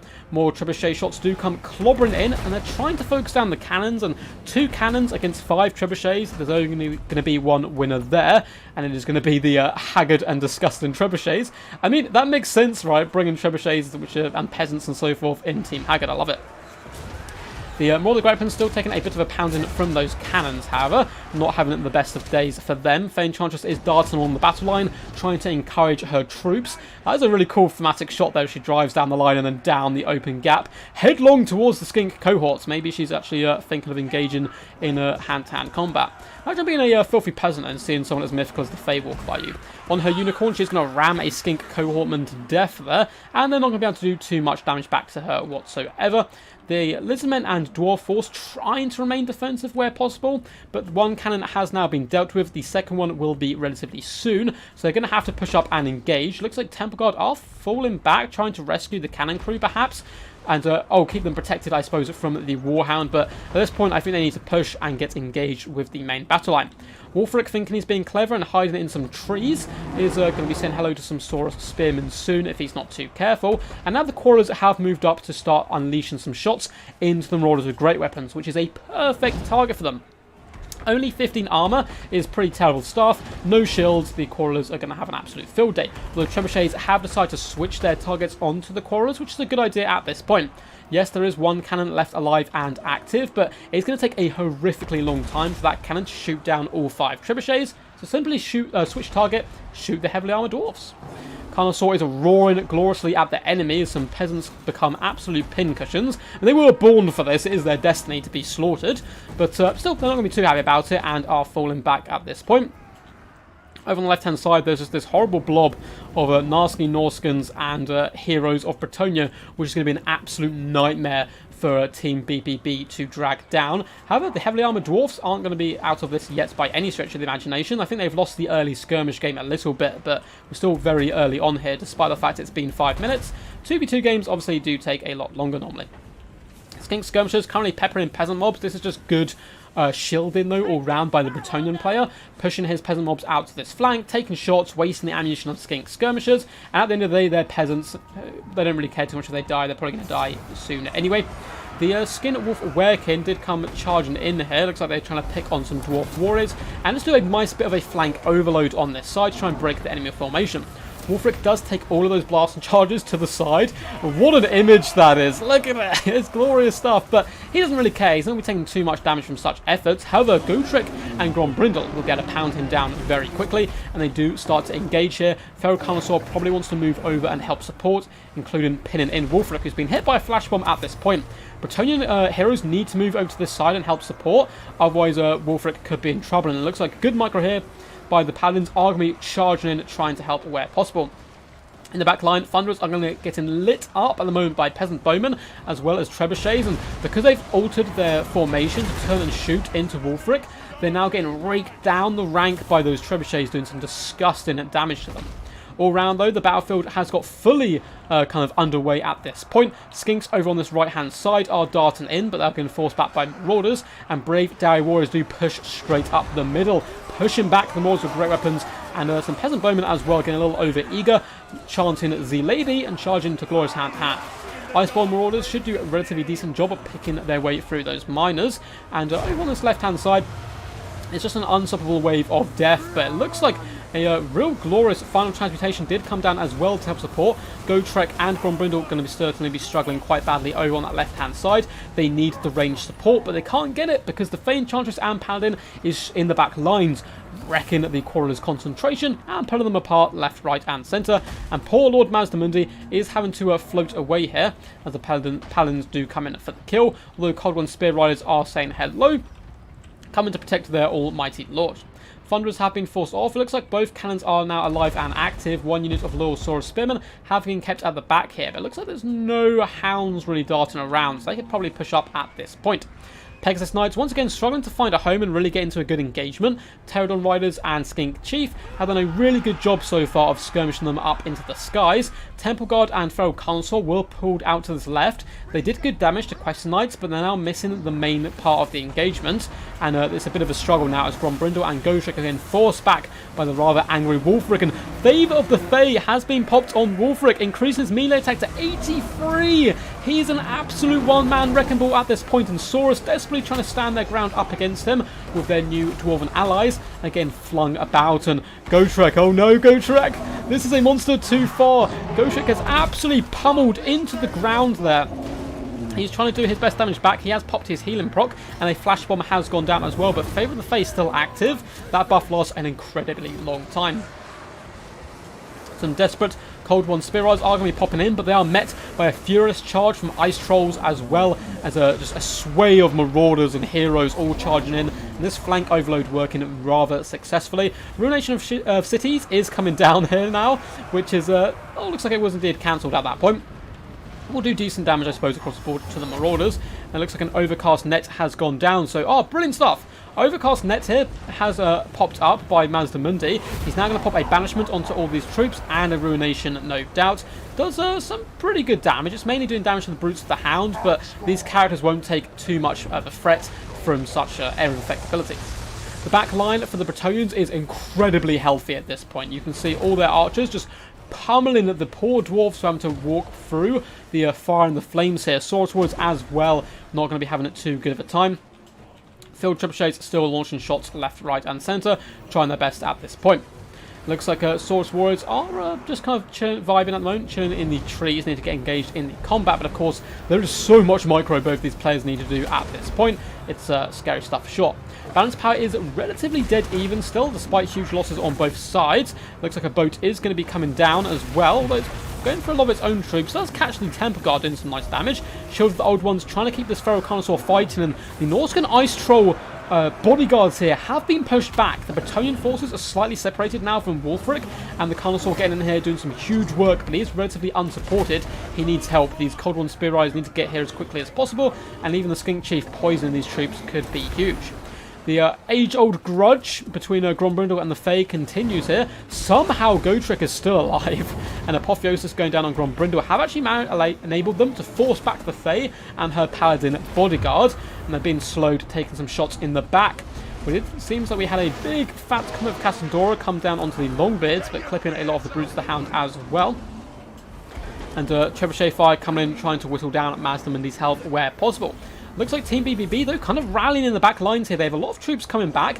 Brilliant play by the Lizman player. This is some fantastic stuff. Using the Skink Chief to escort 2 units of Norscan Ice Trolls off the field.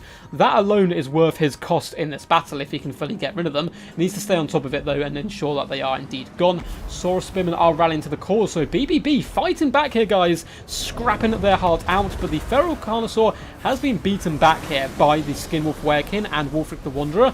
Favour the Fae once again used upon him, and it looks like that poor Feral Carnosaur has decided to rampage, and Cold-Blooded has already been used, so the Paladins can turn and engage once they've dragged him away from Gotrek and Grombrindle, and this is the biggest problem at the moment for Team BBB, and the thing that's going really well for Team Haggard is their utility of their unit cores, right? The Skinwolf Werekin and Wulfric and the Paladin and the Fae should be able to win this engagement here. They forced off the Feral Carnosaur despite the Shield of the Old Ones coming down, and they're simply going to pull away where needed. No need to fight in the shade of the shield. The Peasants doing a fantastic job, though. It looks like the Dwarfs have managed to force their way slowly into the back line, but the Trebuchets have used their ammunition up. The Peasant Archers, again, using up all their ammo, pestering all these Dwarf Warriors, and a ton of micro, of course, going down in the main fight here. And with this, balance power is now going very heavily in Team Haggard's favour. The legendary crew trying their best. The Grombrindle is unfortunately getting pounded into dirt here by the mighty Wulfric. Paladins are here to say hello as well, and our favourite Dwarf is doing a crabby sidestep there. But I don't think it's going to save him too well. Cold One Spear Riders getting nice isolation on the Skinwolf Wereking. So I'm going to be able to butcher him if they can fully surround him. But Deadly Onslaught is popped, and he's simply going to be Leroy Jenkins in it out of there as quickly as possible. Grombrindle unfortunately has fallen, as someone says. A dwarf speaks in the distance saying about shaming ancestors. Apotheosis has gone down by Lord Mazdamundi on top of the Feral Carnosaur, coming in for one last valiant charge of doom. But it looks pretty rough at the moment, unfortunately, for my the favourite Dowie Lizmen combo. Because the Peasant Bowmen still have a decent amount of range on them, and this is really good stuff here. He's pulling back Wulfric and the Skinwolf Wereking straight into the bowfire range of the Peasants, who can rain fire down on top of the Cold One Spear Riders, and every single one of these models that goes down is going to be absolutely huge, because they're one of the only answers to the Trolls, to Wulfric, and other such units. We're even going to be getting a extended Earthblood pop down as well on top of these units. Lizmen holding firm for now, though. Feral Carnosaur needs to get involved in the action, but at the same time, I understand the need to heal up. Saurus Spears as well will be able to do some damage to Paladins. There is 2 units of Saurus Spears, but now they're all being pinned in place for the Peasant Bowmen to rain down Holy Fire. And oh no, it's a trap! Is this a Comet of Cassandora? It is indeed! So now you can cast these spells on yourself. Glorious reactions, though. Snap of the wrist, his Pop Shield of the Old Ones to try and stop some of the damage, but that was a brilliant cast there all round. Doing some absolute huge damage. Skink Chief as well is diving into action, but I think that's going to be game over. Casting Comet of Cassandora onto themselves. Very cool stuff all round. Of course, single entities such as these heroes are basically going to take no damage from that whatsoever. Feral Carnosaur has pulled back here, once again going to be charging in, and he's been chomping at Wulfric all game, doing some really good damage build. Favour of the Fae popped, good engagement for him there, and the Carnosaur is dealt with. And that is going to be a 2-0 victory there for Team Haggard. That was awesome. Man, that was a very close battle all round. What do you guys think of that one? So, with no need for a screen blocker this time, guys. That's the best thing about this next bit. So we are going to update the score here quickly. So it was 2-0 to the legendary team Haggard there. I believe that was, yeah, Turin and King of the Dead. So let's quickly hop in, do a little bit of end stat analysis, and we will hop into our final game, which is our highlight game of today, and it's my favourite game from the first week of the tournament. It will be between Dacta and Inticity. So good stuff. So I'll come chat with you guys in just a second, but let's go over the armies quickly and the the value and so forth. Fey Enchantress has always been very scary and good. A little bit of a drink there. 13,000 damage dealt. Her ability to drain is just so powerful. And those Comet of Cassandoras were epic stuff there by the Mad Mullet. On the top side of that, Peasant Bowman, for the most part, getting some pretty decent damage, managing to sit back and help protect the Trebuchets, who, over the course of battle, okay, not the craziest damage value, but they help wear down the enemy. One of them, though, in particular, doing really fantastic stuff. And most importantly, it forced Dowie, who are incredibly slow, and Lizardmen, who are, for the most part, relatively slow, at least in their Saurus Warrior ranks, to march across the plane, allow those characters to ride out, do their damage before falling back to the battle line. Pegasus Knights did some pretty good value despite the fact they got kited relatively well early on. Quest Knights as well struggled a little bit, but all round it was the expert play here of the Paladins and the Fey Enchantress. Both of them getting over 1,000 damage value. Oh, that's disgusting stuff. Glorious play there by the Mad Mullet with his micro of characters. King of the Dead as well. The synergy basically between the two character cores I think won the game. Wolfric the Wanderer is an absolute powerhouse, and he got isolated a little bit at one point, but then the Paladins and Fey came into the rescue and really helped him out quite a bit. I really love the Skinwolf Werekin pick as well. It's one of those units I want to try a little bit more often. Apart from that, Marauders and Berserkers getting pretty good stuff all across the board.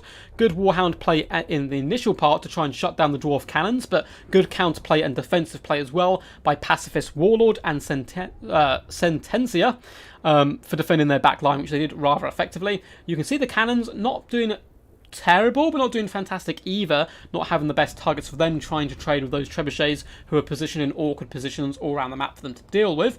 Crawlers as well, getting some pretty decent damage value all round, but the front line just got hammered, unfortunately, which, isn't necessarily something new for the Dwarfs. Their front line's not there to get a huge amount of value, but if your cannons get shut down or don't have the perfect targets, all of a sudden these Dowie holding out is a bit of a waste. Or the White Dwarf and Gotrek getting some pretty nice value across the board. As for Pacifist Warlord, bringing my favourite Lizardmen, he's going to be the MVP in that case. Skink Chief doing really well up in the air, counter-skirmishing the enemy and helping support the Pterodon Riders, although they weren't able to get in and shut down those Trebuchets until super late. Good play as well with the Carnosaurs and Cold One Spear Riders, desperately trying to whittle down some of those larger creatures. But yeah, really fun stuff. What's up, Papa Palpatine? How's it going, man? This is what happens when you combine Fae with an actual good roster. Yeah, it's pretty scary stuff. Oh, the Phase Chalice. The Phase Chalice is basically Comet of Cassandora, right? But yes, what's up, Harpen, as well? Hope you're doing good, man. I don't know if I've seen you around here before. But we are going to move on to our last game now, guys. So if you have been enjoying, feel free to give the video a big old thumbs up, by the way. And feel free to subscribe to the channel if you are new here. We do Total War Warhammer content every single day. And if you want to support the channel as well, you can do that via my Patreon. There's a link down below in the description. Or becoming a member on the channel and all that good stuff. So let's quickly update the board now. So get this score back down to 0. And for those guys who are just joining as well, so I know I've said this a few times already, but people do join throughout at different points. We are currently doing my favourite games. I put Dacta on that side. And I'm currently doing my favourite games from the biggest tournament, which is a really awesome event. I'm actually really happy that these guys put this on, which is a team-based tournament, competitive playing, of course, where teams of 4, I believe it is. There's 18 teams all round. They go into 4 groups. They play each other in best of 1s, 2v2s, and then the winner of each one of those groups will come together for semi-finals and finals.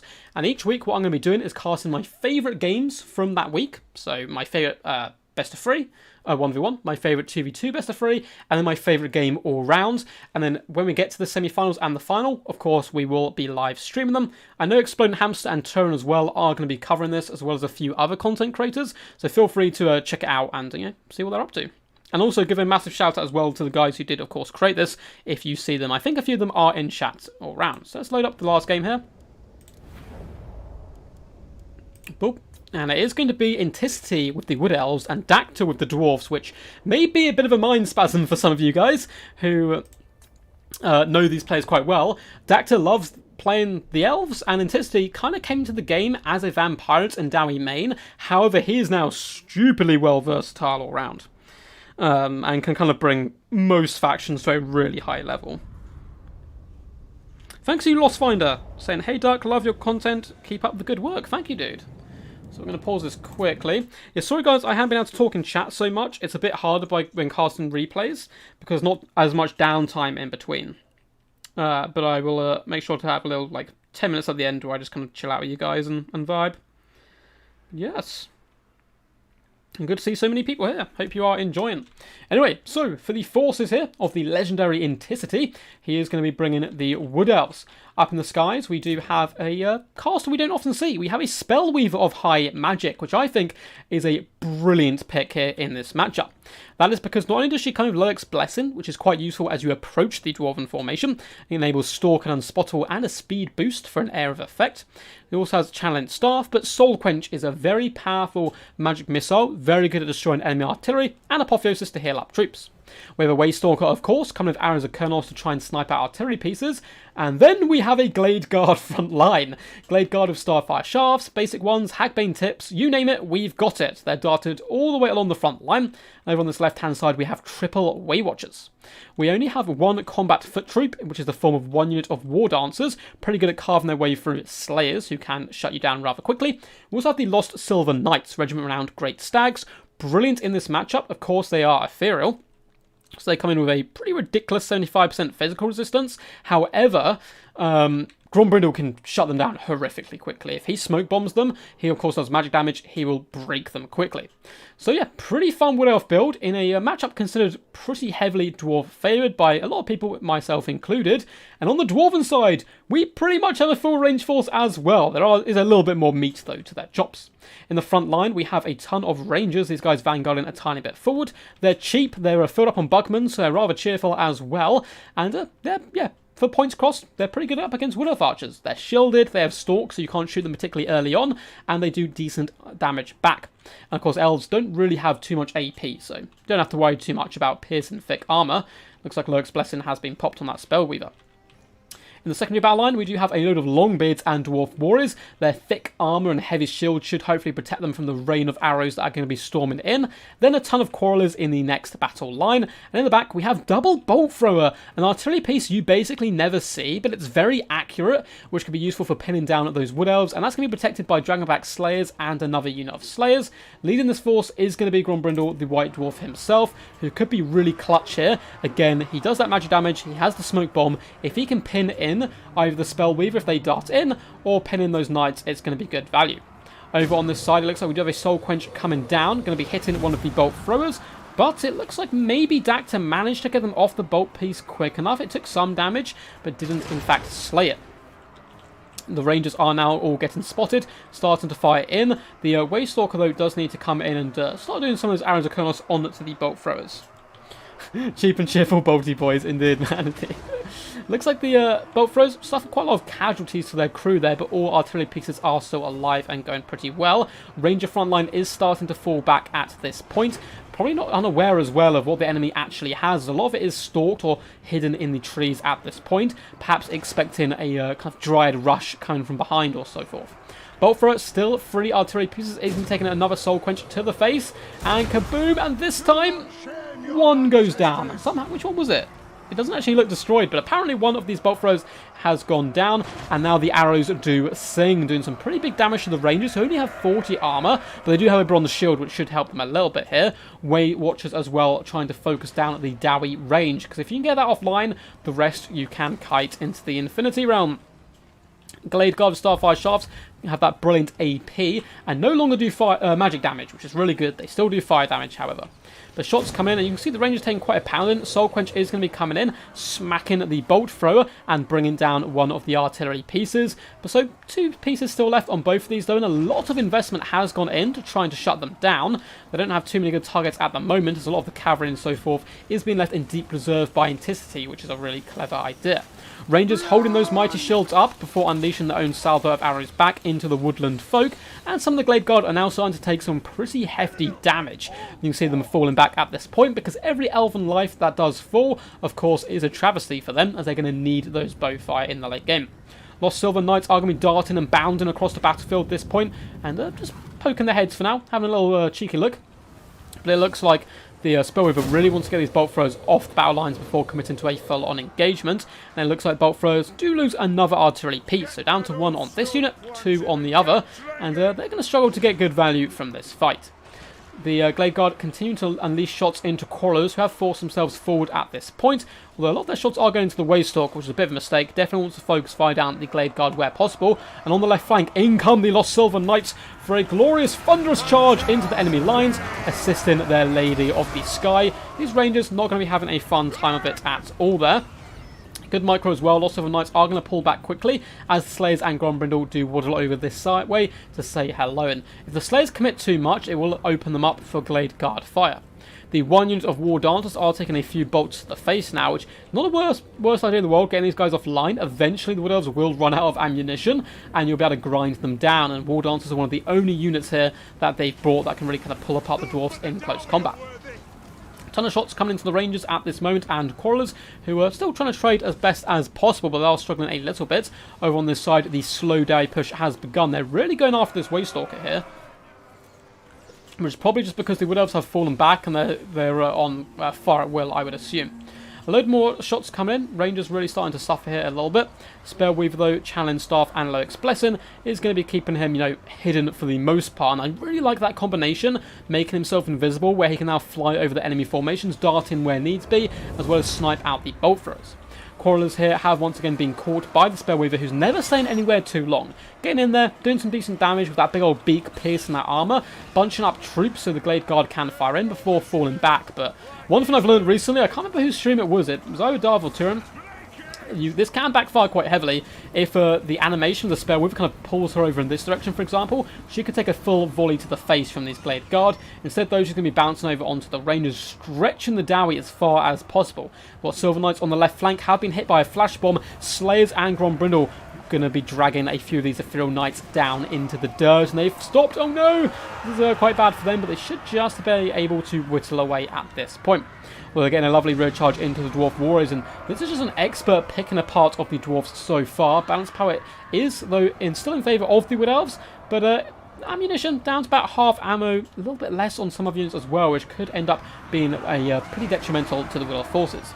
War Dancers are slowly cleaving their way through Dwarf Warriors here. Grombrindle has no fear, has been popped, however. Grombrindle is here, and he's ready to slap some of these Lost Silver Knights, but good microbiome going to be pulling them away, trying to escape where possible. Waywatchers now getting some huge burst damage onto the Slayers, not normally considered the best target because they've got that spread out skirmish formation.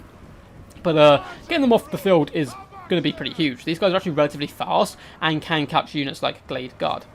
The poor little Spellweaver's actually been caught up a little bit here, pinned in amongst the heavily armoured Dowie, and she's nearly down to about half health. A lot of shots coming in, going to be doing damage to herself as well. Quarrelers pushing forward now to try and engage with the Glade Guard where possible.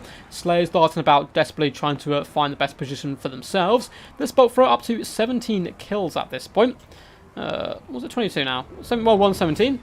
But terrible damage value on both of them, I'm afraid. Just no real good targets for them at all. Lost Silver Knights did get hit by an Apotheosis, which is good for them, as well as a Loix Blessing, increasing their speed even more. They're whopping a ridiculous speed at this point, 112. Darting over here, smashing the Quarrelers, terrifying them away as well.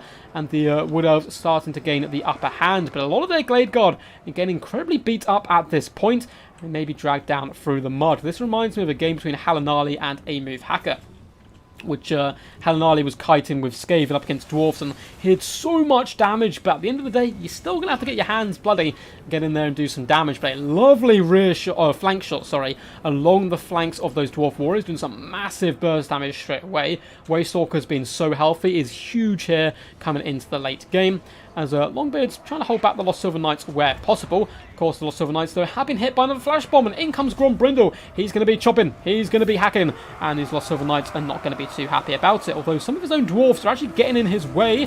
Looks like he's going to get one hit off, but pesky Dwarfs there blocking his own Liege Lord's movements. The Spellweaver of High Magic getting a little bit low, but she can always pull back and heal up if needs be. Glade Guard with Starfire Shafts, once again focusing down the range units of the Dowie forces, really forcing off these rangers and driving them back. That's where Quarrelers do perform a little bit better, because they're slightly more tanky, of course, than Rangers. Dragonback Slayers are now in hot pursuit of the Glade Guard, and there's not too much to stop them back here, but they are going to now wheel themselves back around, trying to protect their own ranged units, because the Lost Silver Knights could just poke their way in, and if the Dwarves lose this Ranger Corps, they're going to be in big trouble. Speaking of that, some Rangers are getting clobbered here by the Silver Knights, but not too much, to be honest, that Dacta can do about that. So Glade Guard are now starting to be forced back. Some are routing and tired, which isn't good for them at all. And very low ammunition, very low health across the board. The Dwarfs dragging themselves into this game. Pretty scary for the Wood Elves. Who is your money on though, guys? Bolt throwers can be pushing forward. The one that actually has artillery pieces left is going to be the target here of Inticity, which of course is a good idea. One last bolt does scream off over onto those away watchers. Maybe catching one or two, but the Lost Silver Knights will be able to clean these guys up for good. At this point, I'd probably sacrifice the bolt throwers into way watchers, try and force them to shoot. But they're also running relatively low on ammunition. Quarrelers looking a little bit healthier at this moment, as a bastion of defensive strength has formed around this tree line here by Dacta, as other units do pressure, pull back, pressure, trying their best, but this targeting from Inticity is ridiculously good all game. Glade Guard now shooting into the rear of Quarrelers, trying to get those best angles, and it looks like the Spellweaver as well has popped in, but she needs to be careful. If Grombrindle can catch her, say with a unit of Dragonback Slayers, and smoke bomb her, she's just dead. There's not much more that I can say about it than that. It looks like Grombrindle is near. She's going to be wobbling towards the Dwarf lines and gets hit by a flash bomb, and the Slayers are coming in to surround her. Is she going to be able to pull through? I'm not so certain. With Dragonback Slayers slowing her down, she's getting absolutely butchered here at this point. She does pop an Apotheosis on her, but yeah, minus 72 leadership is certainly not great. The good thing about her routing, she will take the best possible route to safety in order to try and get back up into the air, but 140 health, down the Pigeon Queen goes. And all of a sudden, the Dwarfs ahead on the balanced path for the first time in this game. It's been a crazy battle so far. A lot of Dwarf units are broken here, though, and shall not be returned to the field. Glade Guard getting incredibly low. Ammunition, of course, does count as well towards the balance of power. Some shots are hitting the trees here, but a lot of them are making their way through, doing some pretty big damage. The Way Watchers being alive as well is so scary still. Decent ammunition left, 5 volleys, 6 volleys, and 4 volleys. That's a lot of damage all round, and these guys have already got some pretty impressive kills on the board. The Dwarven forces, now that they've taken the Wood Elf leadership from them, they want to take their homes, and they're driving forwards. Glade Guard going to be kiting back where possible, led by this Waystalker, who has taken on the responsibility of leading the force, and a nasty volley into the Slayers, doing some huge damage from the Glade Guard there as they do turn their backs and retreat. Lost Silver Knights coming in with some cycle charging up to only 1,000 damage value, and these guys are expensive, but huge disruption tool, which has been their real kind of bread-winning moments here so far, and 93 kills going to be falling back. Glade Guard once again piling in shots, and a lot of the Dwarven forces all of a sudden start breaking from good cycle charging. The Slayer Core, though, is going to be scary if they can shut down the Glade Guard, and that's the big problem here for the Dowie at this point. Most of the units on this side have run out of ammunition, so I wouldn't even bother chasing them. I would just focus down on these units. Slayers do come in with a whopping, very fast for a Dowie speed of 40, and the Glade Guard come in with a speed of 36, so they can actually catch them. So charging here, finishing off the units which have ammunition, certainly a good idea, although it will spread out the Dowie build, and that's going to allow the Lost Silver Knights to get some insane value. Over here, you can see the Way Watchers, despite the fact they can see troops, aren't firing. And that's because they've been taken off fire at will, which is something I highly recommend every single time. What you do with Way Watchers, they need to get their value from the arrows because they're so expensive. Grombrindle does pop another smoke bomb, catching the Lost Silver Knights, but despite these smoke bombs, he's really not been able to get to grips with them. Intensity has been really on top of dragging these guys through engagements, and some of the War Dancers, somehow still alive, have 100 kills. What on earth have they been doing? Perhaps chasing down troops. It looks like the Lost Silver Knights are going to be able to escape, although Glade Guard are being shut down by Slayers at this point. More arrows are coming in. There's simply no way the Slayers can catch that many units. Balance power once again has gone dead even. Way Watchers are slowly moving up on this left-hand side. Probably going to be trying to rip some shots into the Slayers, but then there's a big problem in the form of Grombrindle, who will have to be dealt with. He is unbreakable, of course. Waystalker is going down here as well, although it looks like the Slayers are actually going to leave him to try and deal with the Lost Silver Knights, as Way Watchers do some massive damage. Look at the dead Dowie on the ground in the thick mud. Not gone well for them at all. Doing some pretty disgusting work all there. No, this is a great game, Dacta. Dacta, this is not a best of 3. This is actually my highlights game of the video. I'll explain it at the end if you so wish. But yeah, good stuff, man. The Slayer's being forced back by Glade Guard here, or he's been pinned in, as a lot of Glade Guard and Weight Watchers do start to fall back. Slayers, though, down to only 11 models. Drownback Slayers and Grombrindle trying to make a valiant last stand, and balance power is still relatively even here. Lost Silver Knights, good play by Anticity, have been used to shatter off all these units in the back before running down some more Dwarf Warriors. These guys certainly not having a good time of it at all. Grombrindle is vibing, cutting down Glade Guard, doing what he does best, as the Slayers do roll around in a death blob here. If they can finish off that Waystalker, leadership could become a huge problem for the Elves. Good ammunition conservation here, though. Weight Watchers have some volleys left, and they're going to need to put them all pretty much into Grombrindle to try and finish him off. It's not that hard for good counts players to kill boxes, just painfully slow. Yeah, box builds in general, I think, are overrated. I think they're very good, but you can pick them apart. There's just certain things which kill them, but if you haven't brought those things, then yeah, they're like impossible. But like breath attacks, wind spells, that type of stuff can bring them down. War Dancers getting onto their preferred target here of the Slayers, because they're both just going to absolutely ruin each other, which is good news for the Wood Elves, because they need to get rid of the Slayers where possible. Another Smoke Bomb coming in, and he's managed to catch the Lost of Knights in a Smoke Bomb so many times, but despite this, they still have relatively decent speed of 26, and Grombrindle's knackered, he's climbing uphill, they're on giant stags, they're spooky, he doesn't really want to go there, and these guys manage to fall away. Glade Guard are chucking themselves into hand-to-hand combat. Longbeards are doing a decent job, of course, up to 39 kills, but they are slowly starting to get surrounded, and this game has been an absolute slogfest. But I wanted to showcase it because it's one of those matchups which is really hard, I think, for the Wood Elves, and I think this is a good way of playing it, and it's pretty interesting tactically. Weight Watchers are going to be unleashing some shots, no doubt, into Grombrindle if they have the opportunity, but at this point, we're going to fast forward a little bit, as is Grombrindle against the world, just 17 troops left, and yeah, big volley from the Weight Watchers coming in. Wood Elves are simply going to pull back in all directions and ensure every single arrow hits the legendary White Dwarf. They are out of ammunition at this point, but surrounded, alone, Grombrindle shall fall, and this is how the saga of the mighty White Dwarf does end. The Flash Bomb coming down, catching all those units, but a little bit too little too late. Awesome stuff. So, let's go to the end stats there, guys. So, Anticity taking that one, and this was, of course, a best-of-3 showdown between Anticity and Dacta. On the left-hand side, though, the Spellweaver, really good pick all round, I think. The being up in the air, being able to apply that speed buff and invisibility is really quite nice, and obviously healing up troops, especially the Lost Silver Knights, but that Soul Quench, shutting down artillery pieces, is pretty key. As well as the Waystalk, of course, Arrow Kernels and stuff is really nice. A very interesting build going complete kite here. Huge value, of course, across the board from the Weight Watchers, doing massive damage for themselves, and the Lost Silver Knights coming in absolutely key. Brilliant play by Dacta, though. This is the crazy thing. Like, he got those smoke bombs every time onto the Lost Silver Knights, every time they rained in. But Grombrindle just couldn't catch them. If he was stopped by a tree, he was stopped by his own troops. It was just a bit of a bad day for Grombrindle at the office. Despite that, still getting some decent value as well from the Slayers. Rangers, unfortunately, being a bit outclassed, but Quarrel's not doing it terribly badly, trading up against the Bowfire of the Wood Elves. Alright, guys, hope you did enjoy. This is indeed going to be the last game here.